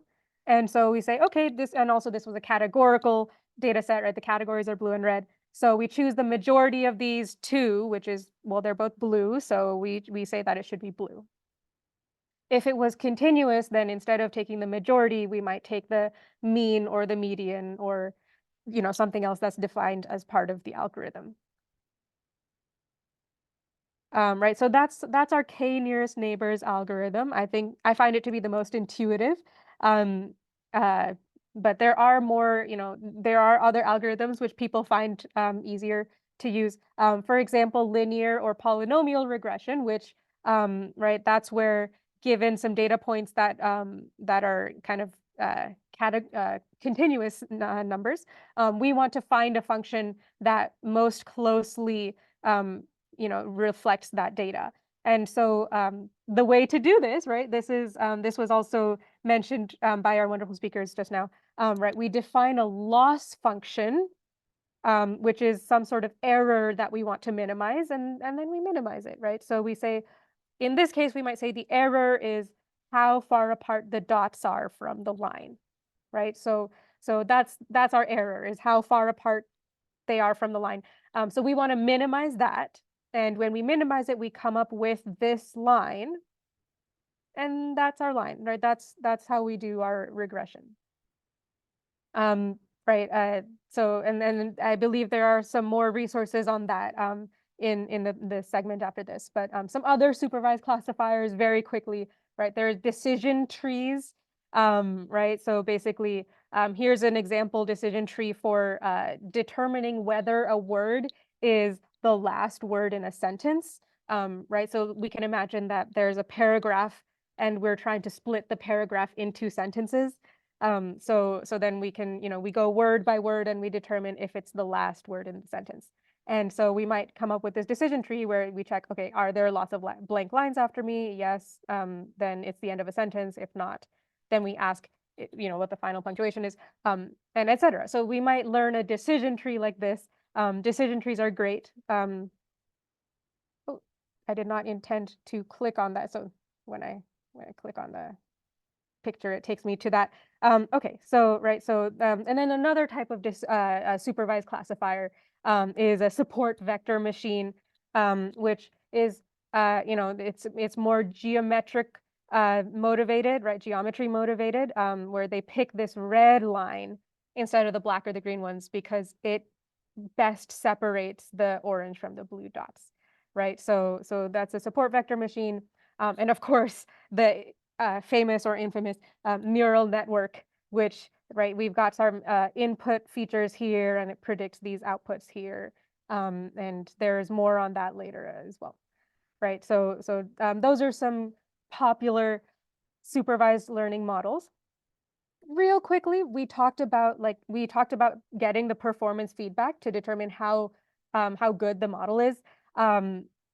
These are some very popular ways to measure the performance of your model, right? Yeah, so basically, right, we just answer the questions out of those that tested positive, how many are truly positive, right? And then conversely, we also ask out of those that are truly positive, how many tested positive? And so these are two questions that that kind of measure two sides of how good your model is. So that, you know, you can measure, you know, now that we've had a certain pandemic, they might even sound a little more familiar to you, right? False positive, true positive. So we measure those two sides of the performance. And then if you only want one number to summarize your performance, then you can get the F1 score, which is the harmonic mean. And so right, precision and recall give you two numbers, and if you just want one, then F1 score is the way to combine them. So that's just super quick how to measure the performance. Of course, I have to tell you about overfitting. Right, I have to tell you. So this is something that supervised learning models tend to do sometimes. Is right, we have our training set and we have our testing set. And when we build the model, we only use the training set to build the model. So right, because we're not allowed to look at the testing set while training. So right, our training set, we build the model and we keep making the model better and better. So we follow this blue line. As we keep making the model better and better, the accuracy increases as we make the model better using only the training set. But then usually what happens is, as the training accuracy is increasing and our and we change our model to do that, that same model, well, it gets better on the testing accuracy until a point, right? This yellow line gets better until a certain point. And then as the model gets better and better, the testing accuracy actually goes down. And that's called overfitting. It's where we made the model too good on the training set, and so now we need to scale it back, so that, because really what really matters is how good it is on the testing set, right? On the unseen data that we didn't use to train the model. So right, so we want to make sure that it does well on the testing set. So what we want to do is stop training here at this left arrow instead of the one on the right. And right, there are some ways to do that. Often what we do is we hold out a piece of the training set and call it the validation set, so that we hold out a piece of it and then use that as our our unseen test data, but it's not the real test data, it's just a piece of it, right? So it's an unseen validation set that we use to evaluate the model as we're training it, so that we know when to stop training it. But right, so key point on this slide is overfitting, and don't do it. Right, right. So you can see here our model is getting more and more complex, right? So underfitting would look kind of like this, right? Here in the middle is a model that is doing well, and on the right we've got overfitting, where it's going through every single dot, or as many dots as it can, and that's overfitting. We want to avoid that. Models usually do worse in that situation. Right, so yeah, so the solution might be to take a piece of the training data and make it the validation set, right? And so you can measure the performance on the validation set, right? We saw this slide. For the sake of time, I'm gonna let you come back to that later. Yes, a major life tip: don't re-implement your models. Right? Unless you're doing research on the method itself, or you're trying to learn how to do it, like for a homework assignment, or you're coding in a language where it's not already implemented. But otherwise, use the already implemented versions. Right? So here are some examples of implemented versions in Python. Right? Scikit-learn has a lot of methods that you might use. If you want to build a custom neural network, there are some tools here. But there's a lot of task-specific libraries too. So yeah, don't re-implement your models. I'm going to go to tell you more about unsupervised learning now, right? Keeping track of the time. Right, so we talked a lot about supervised learning, which is good because I've seen that one a lot. But unsupervised also shows up a lot in, at least in the papers that we see at CCAI. And so, yeah, so unsupervised learning is where it finds patterns in the unlabeled data, right? So that's the one where, like, we didn't tell it which one was the apple and the banana, right? It just found patterns. So here's a real paper that someone submitted, 2020, right? They give the computer this data, and then the computer determines the clusters, determines the categories without the person telling them. Some common uses of unsupervised learning, right? It helps to find patterns in unlabeled data. So really common thing is finding clusters. Just open all these, finding clusters in data. So for example, a really common use is customer segmentation, which, if there was anyone here who has like business background, you might be familiar with customer segmentation. Which, right, if you have a bunch of customers and you want to somehow group them into categories, but you don't actually know what categories to group them into, then you might use customer segmentation to automatically group them. Or we might use unsupervised learning to find user accounts that are all suspiciously similar, right? If you are working for some sort of platform that has user accounts and you want to detect somebody who's creating 100 accounts for themselves, then you might want to detect the accounts that are all suspiciously similar. Or here is when I went to news.google.com, this is one of the things that showed up, right? Some people, like different companies, wrote news articles, and then it automatically grouped the news articles by category, even though there isn't a person that told them what category each news article is. It automatically detected the categories and then grouped it into those categories. So, right, so those are some uses of unsupervised learning. Some other types of, whenever I say this, people are like, oh, is all unsupervised learning clustering? No, there's other things too, right? There's topic modeling, right? So given a bunch of data, a bunch of documents, we might want to really quickly understand what the topics are in those documents, right? So if we don't have time to read all the documents, but we still want to know what the topics are in those documents, then we might use topic modeling. Also, a lot of times we can use unsupervised learning to figure out the important features that we then use for supervised learning, right? That's a common use. And then, of course, with natural language processing, there are other things that we can use it for, but there's more on that in future lectures, so I will not go into detail on that.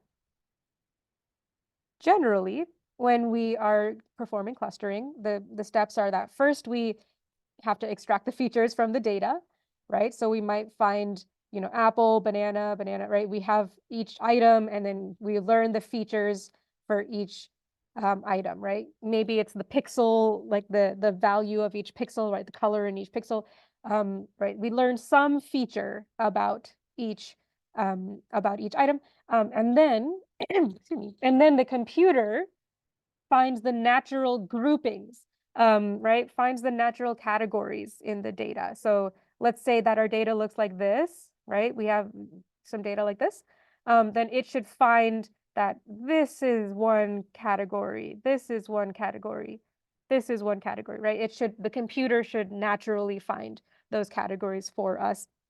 And you might notice, well, what if it finds the wrong categories? Yeah, that's a risk, right? So clusters can be ambiguous, right? Like this is all the same data, right? This is our data, which looks like this, right? It might find these 6 clusters, or it might find these 2 clusters, right? Or it might find these 4 clusters. It's ambiguous what the computer will learn. Yeah, so right, so that's one risk about unsupervised learning, is that we don't tell it what to learn in advance, so it might learn different things.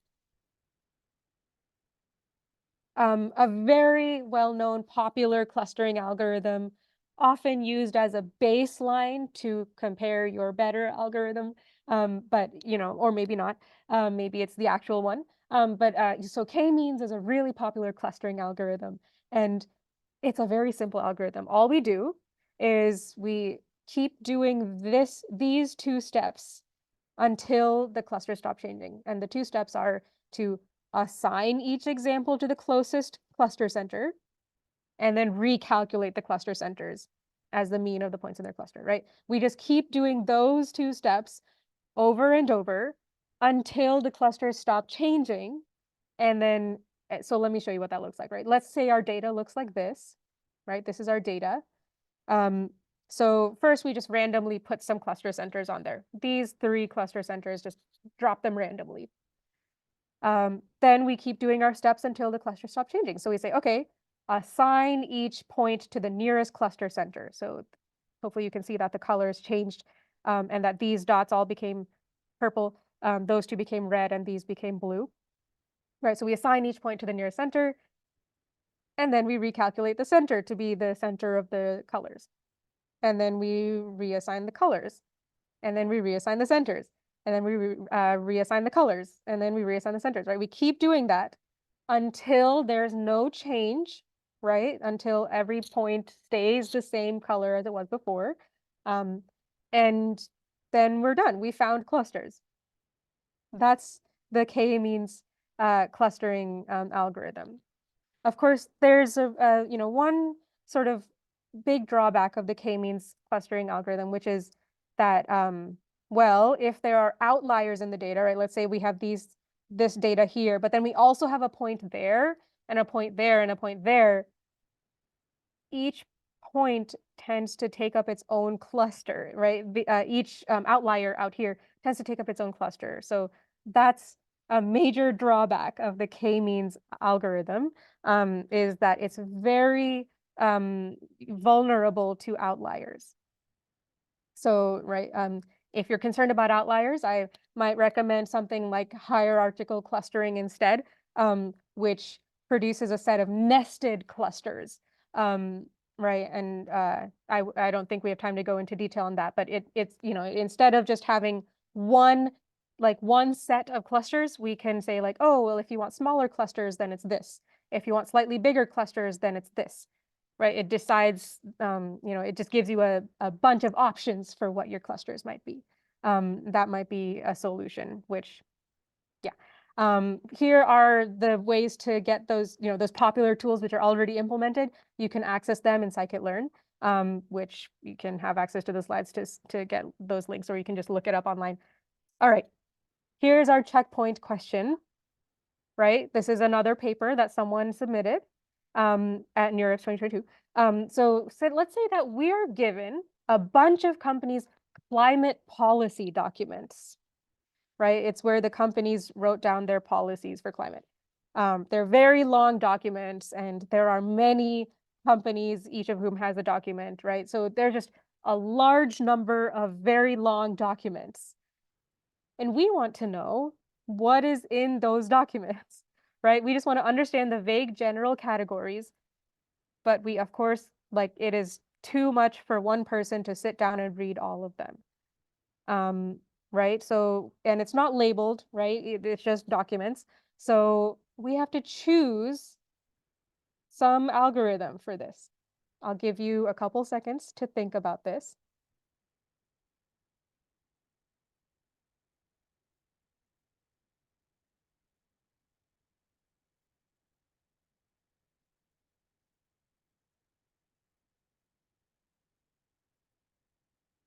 Okay. For the sake of time, I apologize for the rush. I will give you the answer now.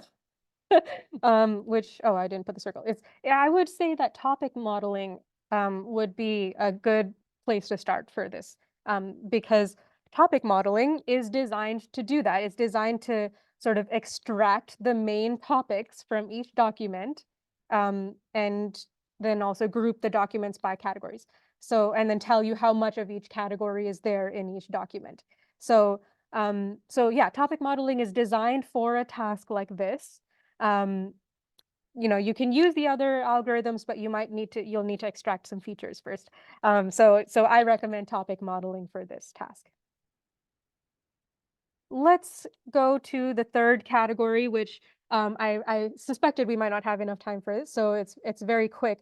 But that's the one where the model tries a bunch of different things, and then on its own it tries different things, and then sees which one does the best, or which actions give it the best rewards, and then uses uses that to continue doing that to maximize its rewards. And that one's the exciting one because the model can learn to do things better than a person because it does not rely on a person to give it the labels, right? So for example, here's our agent, the machine learning model. It'll perform an action, right? And so in that's when it performs the action, it interacts with the environment. And then the environment tells it what its new state is. That's this arrow here. Like, once you perform that action, you will be in a new state, right? So if you're standing over there and your action that you did was to step forward, then you might now be over there, right? Your new state is that you are now over there. So, right, so you perform the action, it gives you a new state, and it also gives you a reward, a numerical reward for how good that action was. And so right, and then now you can do another action and get another reward, action reward, right? And so the goal of the agent is to maximize the rewards in the long run. So it tries a bunch of actions over and over, sequences of actions, sees which ones give it the highest rewards, and then uses that information to keep doing those things to maximize its reward in the long run. And so, for example, right, here's the game Pac-Man. I think a large number of people might have heard of this game before, hopefully, maybe. But so one example would be, right, if you are, so this is Ms. Pac-Man actually, so that's Ms. Pac-Man over there. Right, this game is where Ms. Pac-Man walks around and eats the pills, and also she needs to avoid being the ghosts over here. They will catch her, and if they catch her, then she loses. So she needs to eat the pills and avoid being caught by the ghost. So one example for the rewards, right? If we're training a model to be really good at playing this game, then one example would be the reward is 1 if you eat a pill, right? -10 if you get caught by the ghost, and then 2 if you eat this special big pill, power pill. Or if you eat the ghost, then that's also 2 points. And then otherwise 0. Right, that's one example of rewards, which will encourage you to eat as many pills as possible and avoid the ghosts. Another example, if you're just trying to be as quick as possible at winning this game, then you might have the reward be -1 at every time step, and then 1,000,000 if you win the level, right? That's another example which will encourage you to just win as fast as possible and not care too much about the ghosts or eating them. That's one example, right? So the trick behind training a reinforcement learning algorithm is that you have to be really good at deciding the rewards, right? You have to, that's the trick. The other trick for training a good reinforcement learning algorithm is to balance exploration versus exploitation. And the words have different meaning here, so I'm just going to tell you what they mean, right?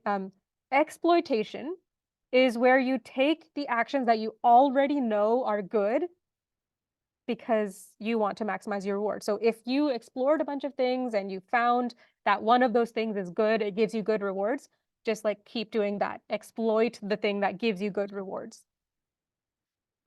Whereas exploration is where you take a chance on actions that might have lower value, but maybe that's just because you haven't explored them enough.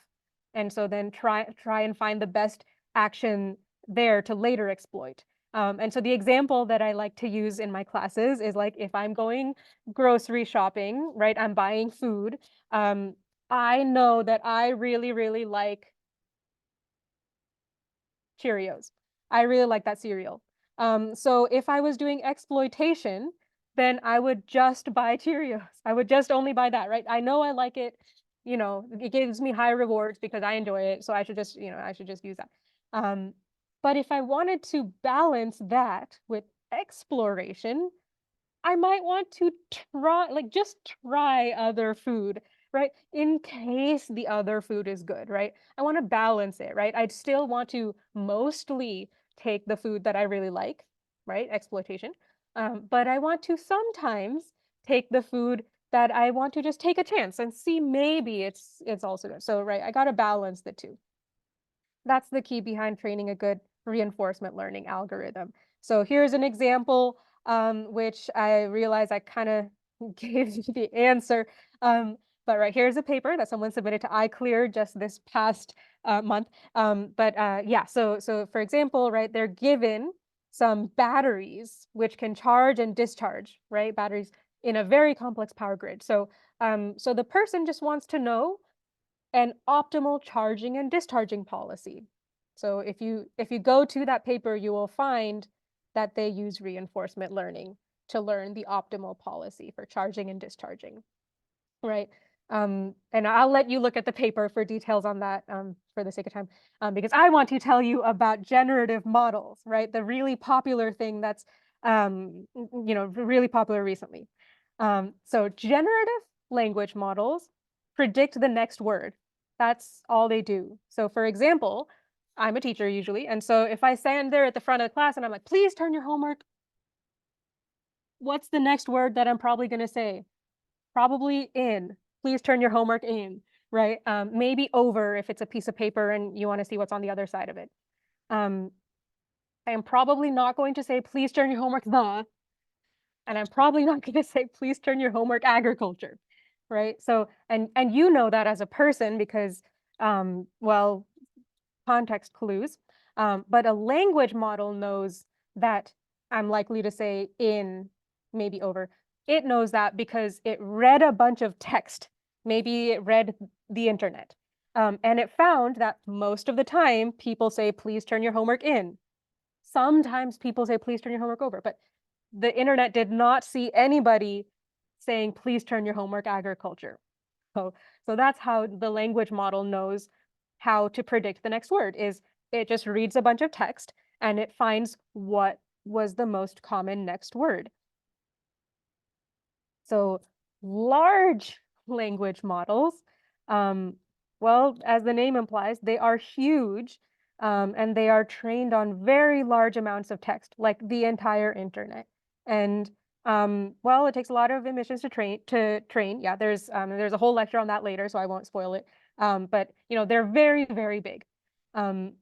So big, well, yeah, I don't know if it's because they're big, but like they can hallucinate facts, right? Because it's as if they're like repeating what they heard, right? They are just predicting the next word based on what happened most often in the internet. So, they're just saying what the most common next word is.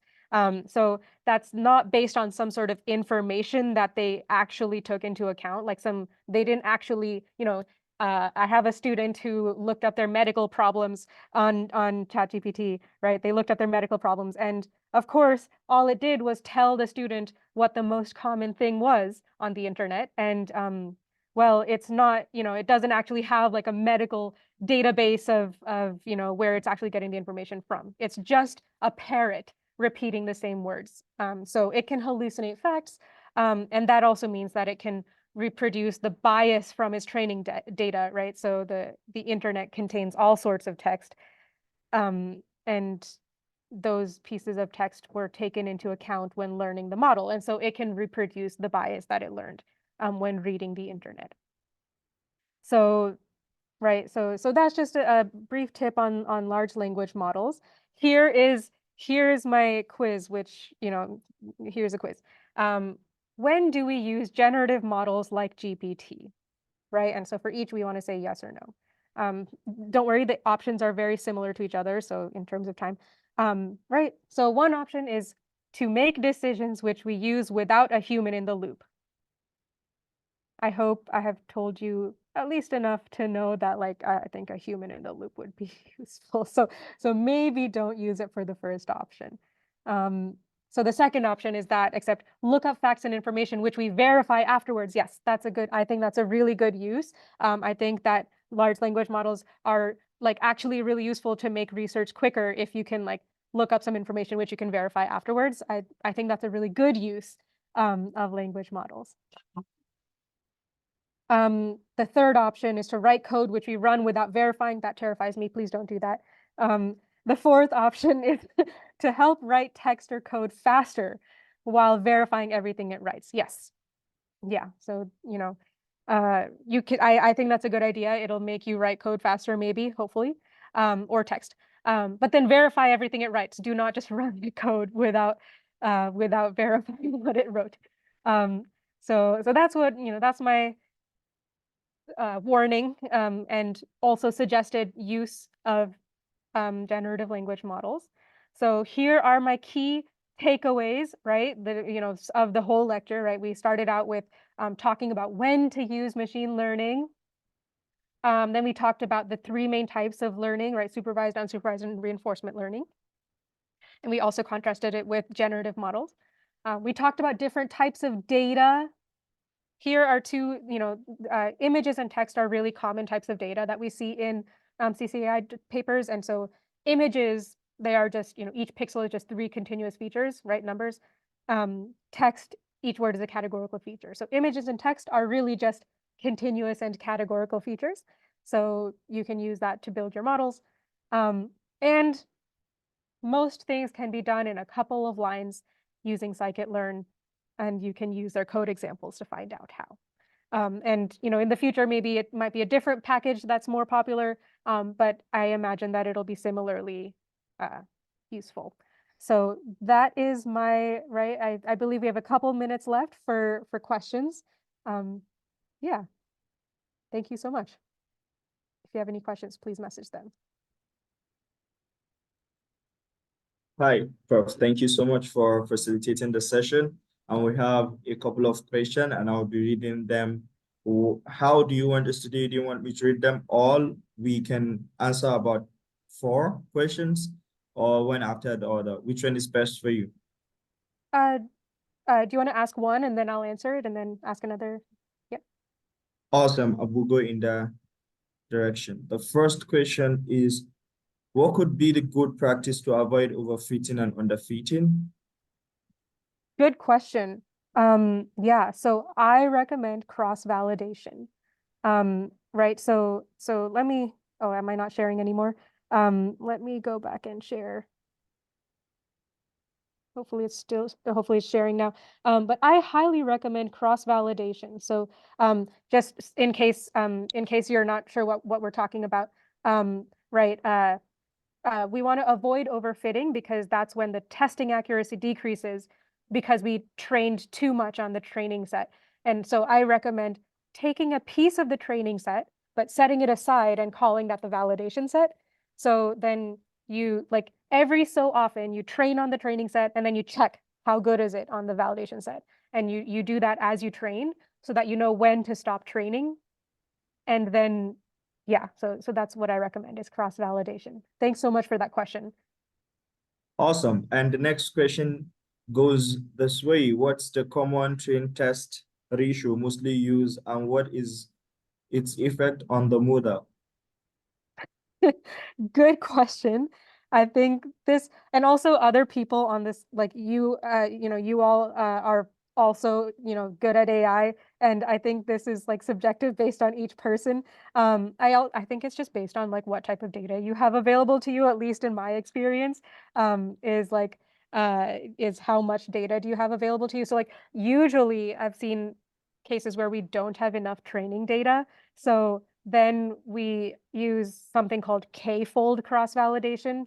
And in that case, we like, it tends to be like 1/5 or 1/6 of the data is the validation set. But I guess, yeah, you both can also feel free to jump in and say what you use as your ratio for training and tests. Awesome. And the second to the last question is, how is reinforced learning different from supervised learning? And what is meant by reward here, and how does reinforcement learning reward the feedback? I think it's one person that asked the question. Yeah.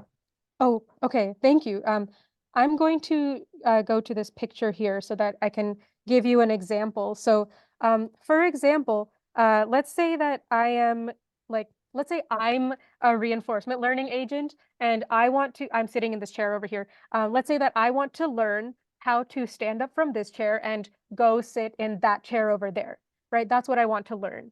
Then the person that designed me might set up the rewards that, the actions that I can take are like move my leg, move my arm, those are the actions that I can take.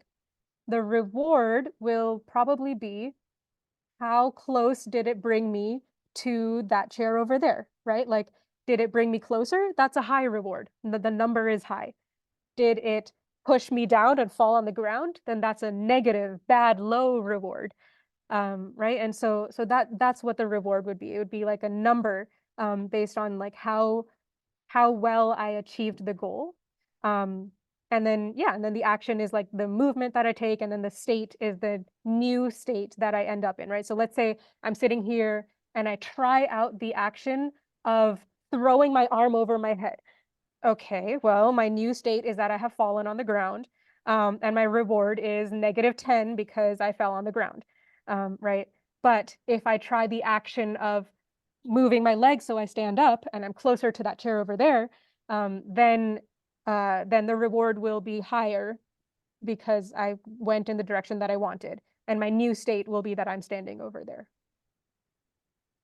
Amazing. And Yeah. the last question before knowing if we can take one more or Yeah. not is, what is the best way to verify and validate output of unsupervised learning results to check if they are accurate or not?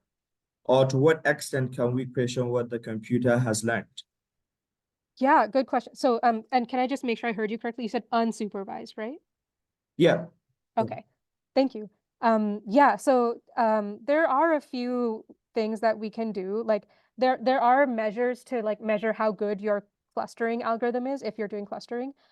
Things like the silhouette coefficient or just generally like the clusters that the machine learned, are they reasonable? Like, are everything in the same cluster is close together, everything that's in different clusters is far apart, right? There are ways you can measure how good the clusters are.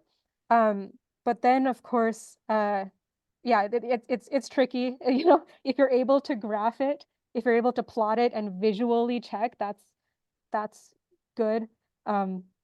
Yeah, so unfortunately, those are my two answers, is that there are some measures to tell you how good the clustering algorithm is, but also ultimately the best is to just verify it manually. Yeah. Awesome. Looks like we can take one more last question, and it goes like, can k-means clustering end up with centroid oscillating back and forth between multiple locations?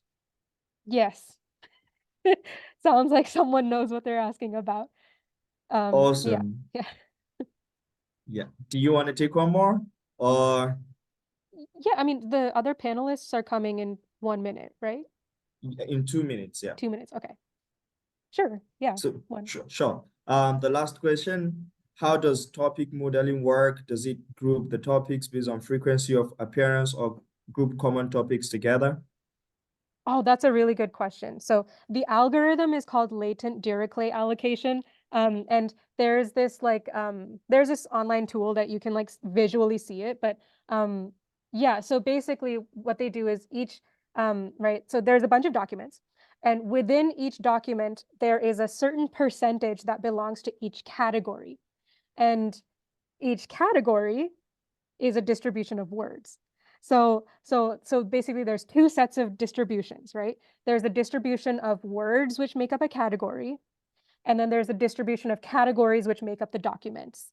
And then they just like with other unsupervised learning algorithms, they start with a random guess, and then they iteratively make it better and better until they found the distribution of categories in each document and the distribution of words in each category. Thank Yeah. you so much. We have 1 minute left, and I would stop the question at this point, and all other questions will be answered, I think. And thank you so much for this wonderful facilitation. I know most of the participants would agree with me. I can see from the comment section that you make sure you put this presentation in a simple way and in an understandable way that everybody can relate, even if this is their first time. So thank you, Professor Rasika, for doing that. And we look forward to learning more from you and from the presentation. And of course, if the participants have more questions, I would be happy to relate the question with you and feed them back with the answers. So thank you so much. And it's time for the next session, and looking forward to it. So thank you so much, Professor Rasika. Thank you. Good.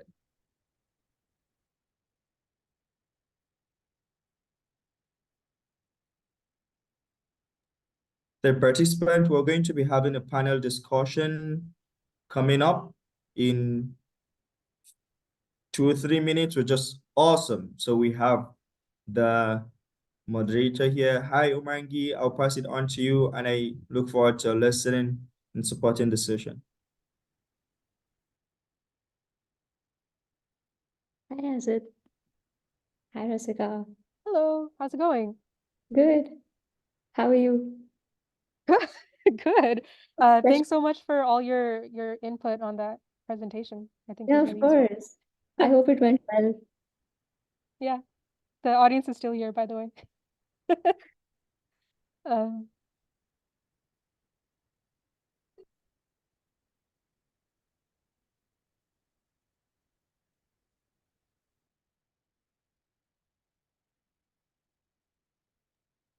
Let's wait for Konstantin for a few minutes. Yeah. I think I noticed some of the participants are dropping off. Maybe it would be good to just give and talk about the session and just keep them. Yes, sounds good. So thank you everyone for staying for the extended intro to machine learning session. So in this session, what we'd mostly like for you to ask questions, and we'll be happy to answer any of the questions that you might have. It could be about the broad themes of machine learning or how you could use those tools for your own projects, which are at the intersection of climate change and AI. Or if you're just starting out, then what could be the good resources or good materials to start looking into to start your project? So if you have any of the questions related to that, we have an amazing panel of people who would love to answer those questions. And before we get to it, we just have a broad overview of some of the topics that we'll go over. Let me. Umangi, quickly before you begin sharing, I'd like to quickly introduce the speakers that we're going to be having for this next panel session on expanded introduction to machine learning. We all have met Professor Rasika. Now we're going to be meeting Dr. Konstantin and Umangi Jain, who are going to be speakers in this session. Quickly, I have you again. You've met Professor Rasika, so I'll introduce Konstantin and Umangi. Konstantin is a postdoctoral researcher at Microsoft Research, New England, and part of the Machine Learning and Statistics Group. And we have Umangi, who is going to be moderating the session. Umangi Jain is a PhD student at University of Toronto with the Toronto Intelligence System Lab. Both Konstantin and Umangi are core team members of CCAI, and we look forward to learning from all of them today. And Umangi, over to you. Thank you. So I'll share my screen now. Just give me a minute.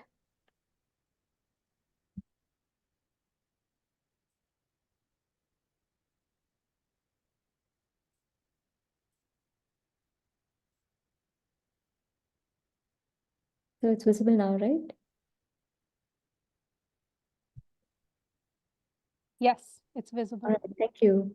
Yes, so as I mentioned, we mostly want to hear what questions you have, but before we get into that, we'll go over this doc. So you can think of this document as an extended reading list for some of the materials.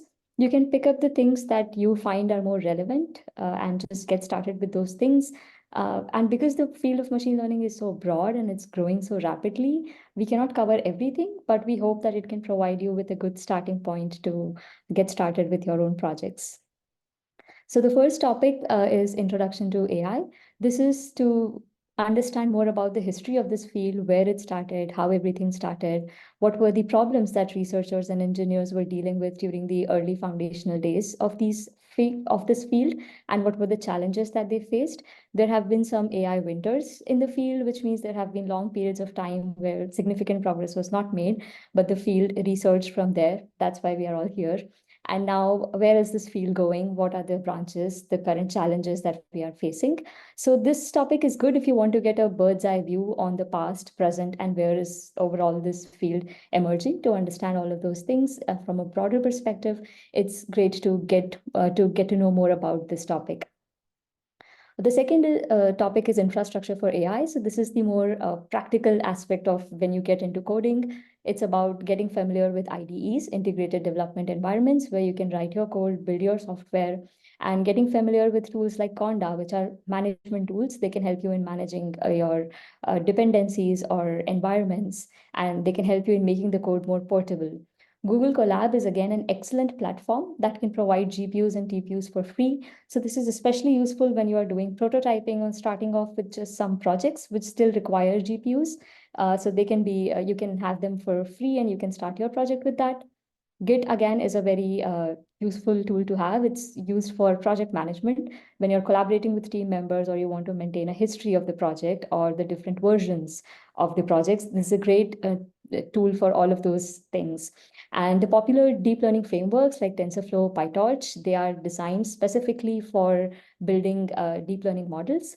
So they already have these libraries and libraries and methods which are written, so you don't have to reinvent the wheel.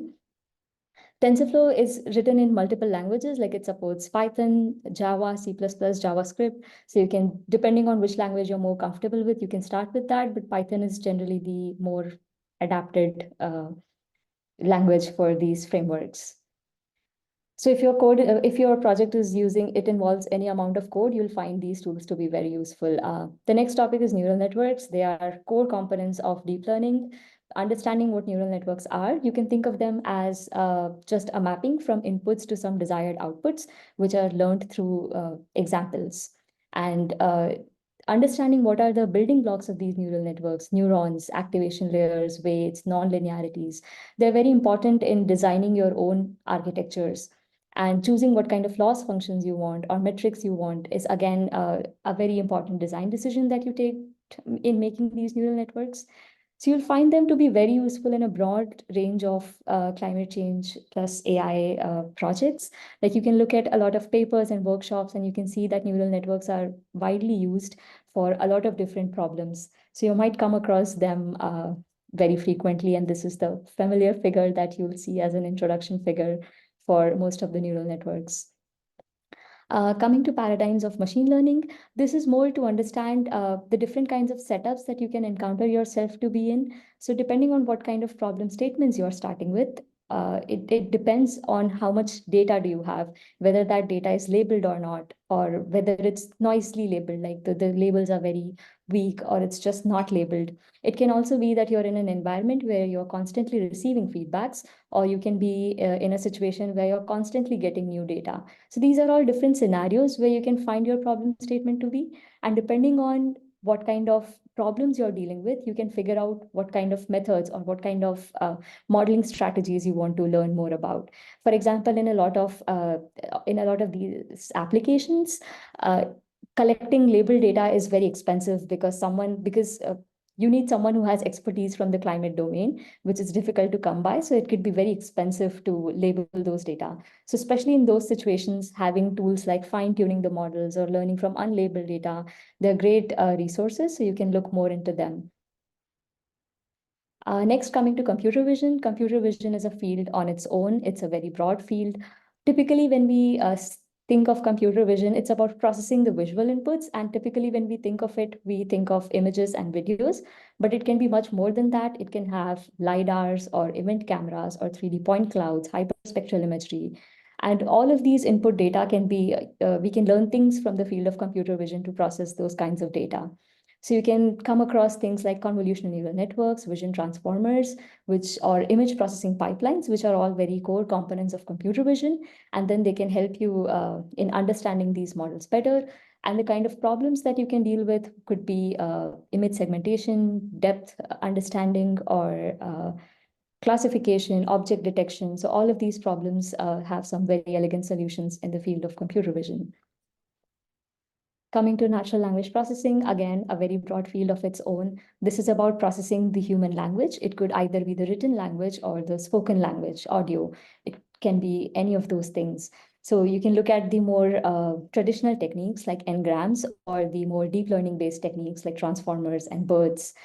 They can be useful when you want to solve problems like information retrieval or information extraction, summarization. So if you have a document from which you want to capture the information and like capture that information in a vector so that you can use it in any of your models, you can use tools from natural language processing and process those kind of inputs. So again, it's a broad field of its own, and we have provided some resources that you can go through to learn more about them. Coming to math fundamentals, this is something that you might not see directly a lot of times, especially when you're using packages like sklearn, keras, TensorFlow, PyTorch. You might never have to understand these things directly, but in a lot of situations, if you want to understand things a little bit more deeply, sometimes even debug things or understand more advanced topics, it's important to understand these fundamentals or backbones of machine learning and deep learning. So linear algebra is used extensively for vectors and matrix multiplications. If you want to learn more about gradient descent or backpropagation, then you can look at calculus. Or understanding the model uncertainty or interpreting the predictions, then probability comes to the rescue. So these are, they're all very, very broad fields of their own, but depending on what you want to learn more, you can get started with any of these. So again, some of the classic books for each of these topics. Then coming to interpretability and explainability. So some machine learning models, not all of them, but some of them are not very interpretable. As in, if you go to the developer of these models, they can tell you why they coded the way something they coded or how it works, but they'll not be able to tell you why the model is predicting something particular for some particular scenario. And especially in scenarios, high stake scenarios or high responsibility scenarios, where you want to know why did the model make this prediction for whatever it did, it's important to understand these interpretability tools. So there could be methods like SHAP or LINE, which can be useful in understanding what are the features which were more responsible for creating these kind of outputs, or just adding some sort of transparency to these models. So if you already have, for example, a deep learning model trained for a particular task, you can try out these interpretability tools or explainability tools and see whether that's making sense to you or not, especially for the more surprising cases or cases where you felt like, okay, I don't understand why the model is making this prediction. So it can be really nice to understand why those results are showing up. Coming to the next subtopic, which is causal inference. So deep learning is typically very good at finding patterns or finding correlations. So for example, if I say there has been an increase in ice cream in the ice cream sale, and there has also been an increase in the drowning rates. So clearly one thing is not causing the other. The sale of ice cream should not affect the drowning rate. We know that intuitively. They can both be a result of, let's say, the warmer weather. They can both be caused because of that. But they're correlated. They are not caused because of each other, these two things. So understanding these kind of things, whether something is correlation or causation, is important, especially for example, climate-related application where you're installing solar panels, and you want to know whether this installation of solar panels is the reason that you're seeing a reduced greenhouse gas emission somewhere. Because if you can get that signal, you can kind of take that technology further and add it to more places. So understanding causal inference is very important. And if you want to do some projects along those lines, then these resources would be very helpful for you to get started. Finally, physics-informed machine learning models. So this integrates the physics-based information that we have with machine learning models.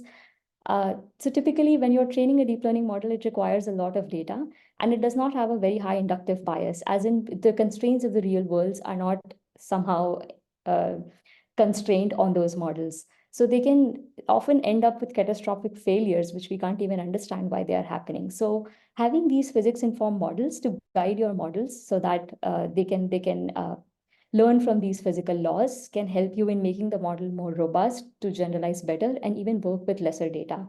So a lot of the physics-based machine learning models are emerging in fluid dynamics, material sciences, and climate modeling. And again, we have provided some recent papers, blogs, and papers which can be helpful to get started with this field. So these were the different topics that I wanted to cover mostly, and now we'll open the floor to you. So if you have any questions, please feel free to ask us.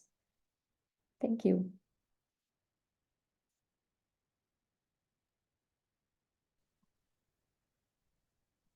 Thank you. I think there are a few questions in the chat, and I'm happy to read them to you.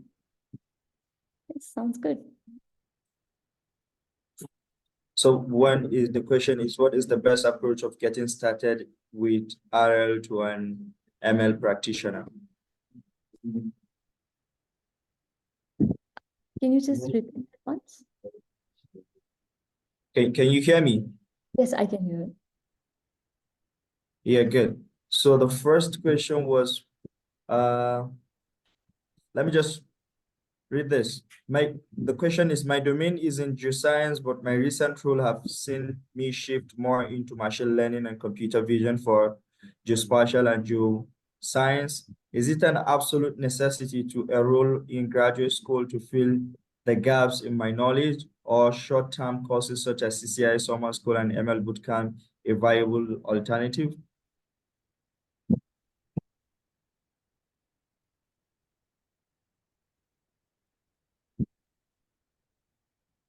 So the question is mostly about what could be the best way to enroll in graduate school or to go through boot camps or other things. So I think going to graduate school is a huge career decision and it involves several other factors. But I do think that there are some great resources which are already available on the web, especially they are free of cost. And if you can find out good places where you can start with, and self-study can take you a long way along with that. But given that, if someone wants to go more into research or they want to kind of become more specialized in some field or learn something more thoroughly, then yes, graduate school is definitely also a very good option. Awesome. I think I Okay, really go ahead. like, yeah, sorry, I like that explanation, which is that like graduate school is for if you want to go more in depth.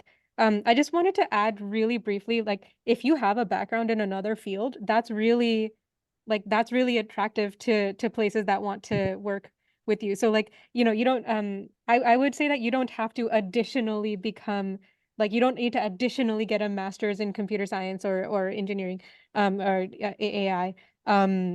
Like yeah, I think that your background is already quite attractive, and you know, especially if you're looking to work in an interdisciplinary team, then you can connect with people through those other things you were saying, like CCAI and other things. Like I think that's an even more impactful thing than just getting, which is still a good option to get a master's in computer science, don't get me wrong, but I think you have found another really good path.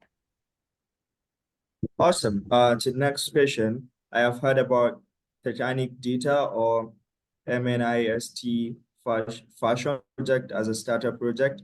Are there any Hello World project for climate change plus AI out there that we can do?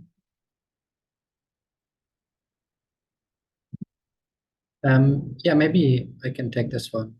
Yeah, so MNIST, for people who are not familiar with it, is one of the most basic computer vision data sets. It's basically just handwritten numbers as black and white photos.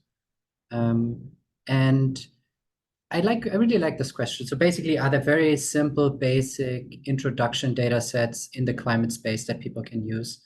And my answer to this would be that you're gonna be exposed to some of them in this week, right? So we have usually tutorials that accompany each of the lectures. And in these tutorials, you will work with real-world data sets. And all of these are very accessible, and none of that is super complicated, so that everyone should be able to follow that. So you will be exposed to some of these introduction level data sets throughout the week. Resources beyond that exist as well. So maybe the one external resource I will mention is Kaggle. So Kaggle is a website that hosts machine learning challenges, including data sets. And on Kaggle, you can search for keywords, right? So you can search, for example, for climate keywords or sustainability keywords. And then that way you will also be able to find some intro level data sets to play around with. Awesome. Prof. Rasika, Umangi, any addition, or we can move to the next question? Yeah, next question would be good, thanks. Good. The next question I have here is, how can we balance algorithmic complexity and scalability in supervised learning models, particularly for real-time applications?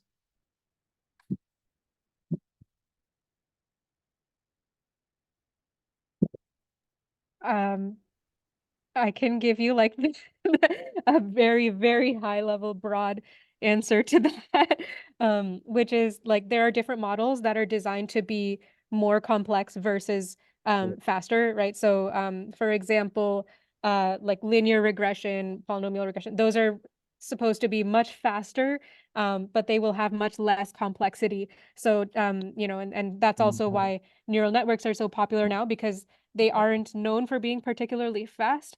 And, you know, they're actually quite complex, take a lot of computers, but they're very, they tend to perform better. So that will be dependent on your application. But please feel free to jump in, others. Yeah, thanks, Professor Rasika. Konstantin, Umangi, you want to chip in? Awesome. Yeah, I think it's Okay. a great question, but it's it maybe extends beyond the scope of this panel. I think hopefully also during the summer school you will get some learning on this. I think several tutorials are going to go a bit into this question of complexity versus performance. But yeah, it's a cool question to motivate the rest of the week, I think. Awesome. Another question I have here is, if there is a one programming language that one has to start with to build the foundation for machine learning and AI application in climate change, what would that be?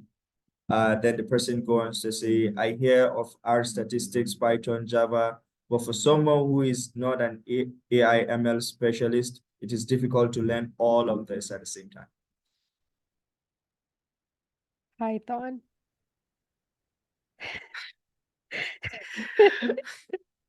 I think that's a really good question. The reason I wanted to answer so quickly is because I have a very strong opinion in that it's Python. But you have touched on a contentious question. So if anyone has other languages, you may. Yeah, I think I'd also suggest Python. A lot of these skills are also transferable. Once you get a little bit good at some language, it's easier to learn the second language, more easier to learn the third language. And Python in general is a good language to start with. It's not, the ramp up time is a little less. And these frameworks, TensorFlow and PyTorch, are very actively maintained also for Python. So that's also an added advantage.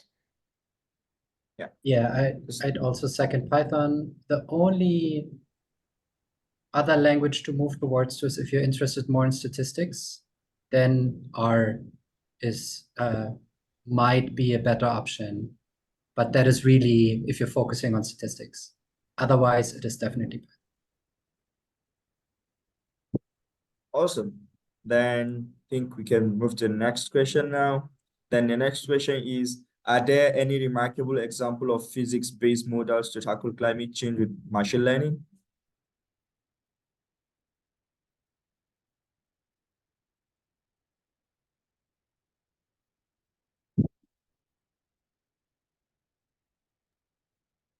I think Konstantin should take this one. Sorry, I didn't understand the question. Sorry, can you repeat it? I can repeat the question again. The question goes this way. Are there any remarkable example of physics-based models to tackle climate change with machine learning? Yeah, I think you will hear especially about this in the energy systems and power systems lecture. I think that is where I see the biggest potential of physics-informed machine learning, where you actually have like physical constraints with respect to the power grid that machine learning models need to account for.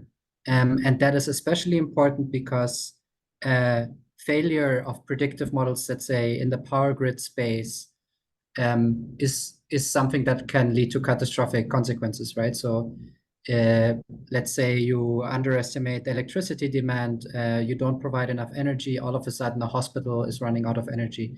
And so this is like a very safety critical application where kind of reliable systems that work under constraints are especially important. Another example is climate modeling, right? So we know that the climate system of our planet behaves according to laws of physics. And so integrating that directly into neural network models that learn climate dynamics is another great example. There's many more, and you'll hopefully hear more about them in this coming week. But it is a very exciting field. Thank you for that, Konstantin. Professor Rasika, Umangi, do you want to add, or we can move to the next question? Awesome. Then I have this question here. The question goes this way. Can you talk more about computer vision and climate change related projects? What are some interesting projects in the field?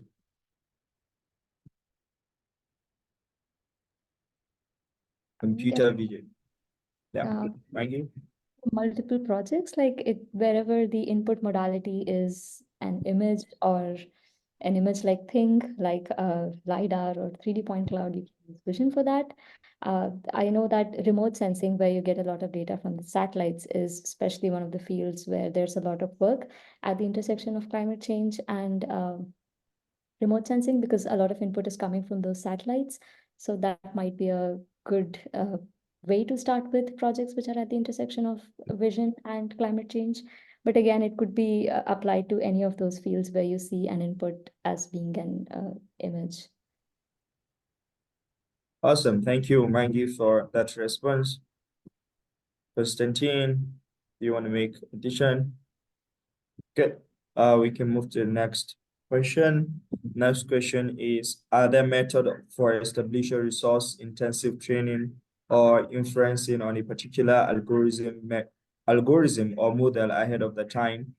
Or what ways do we have to measure how much energy a model uses?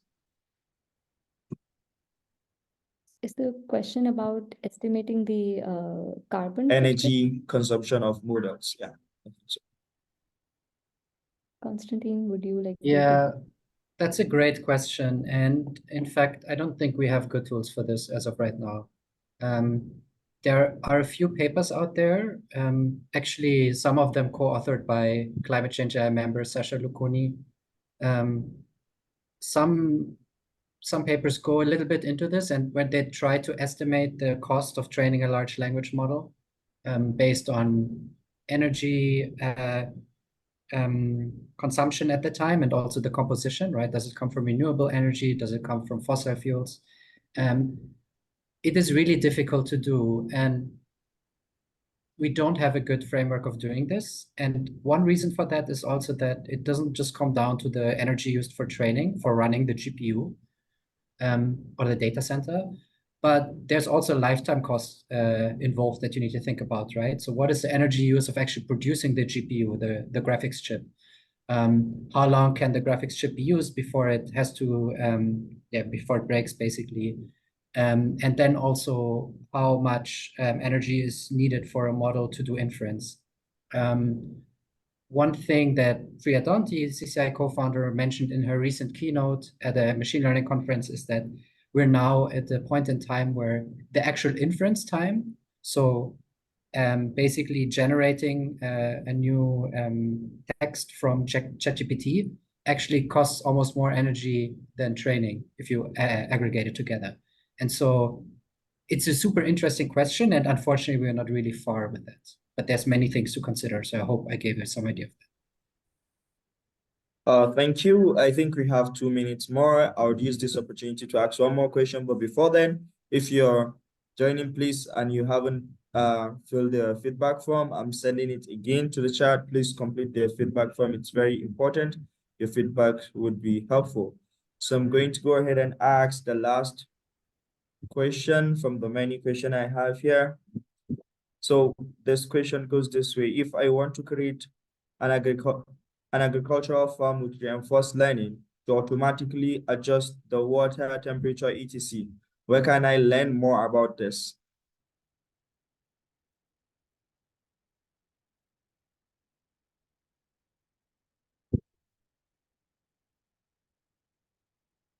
Did you get the question?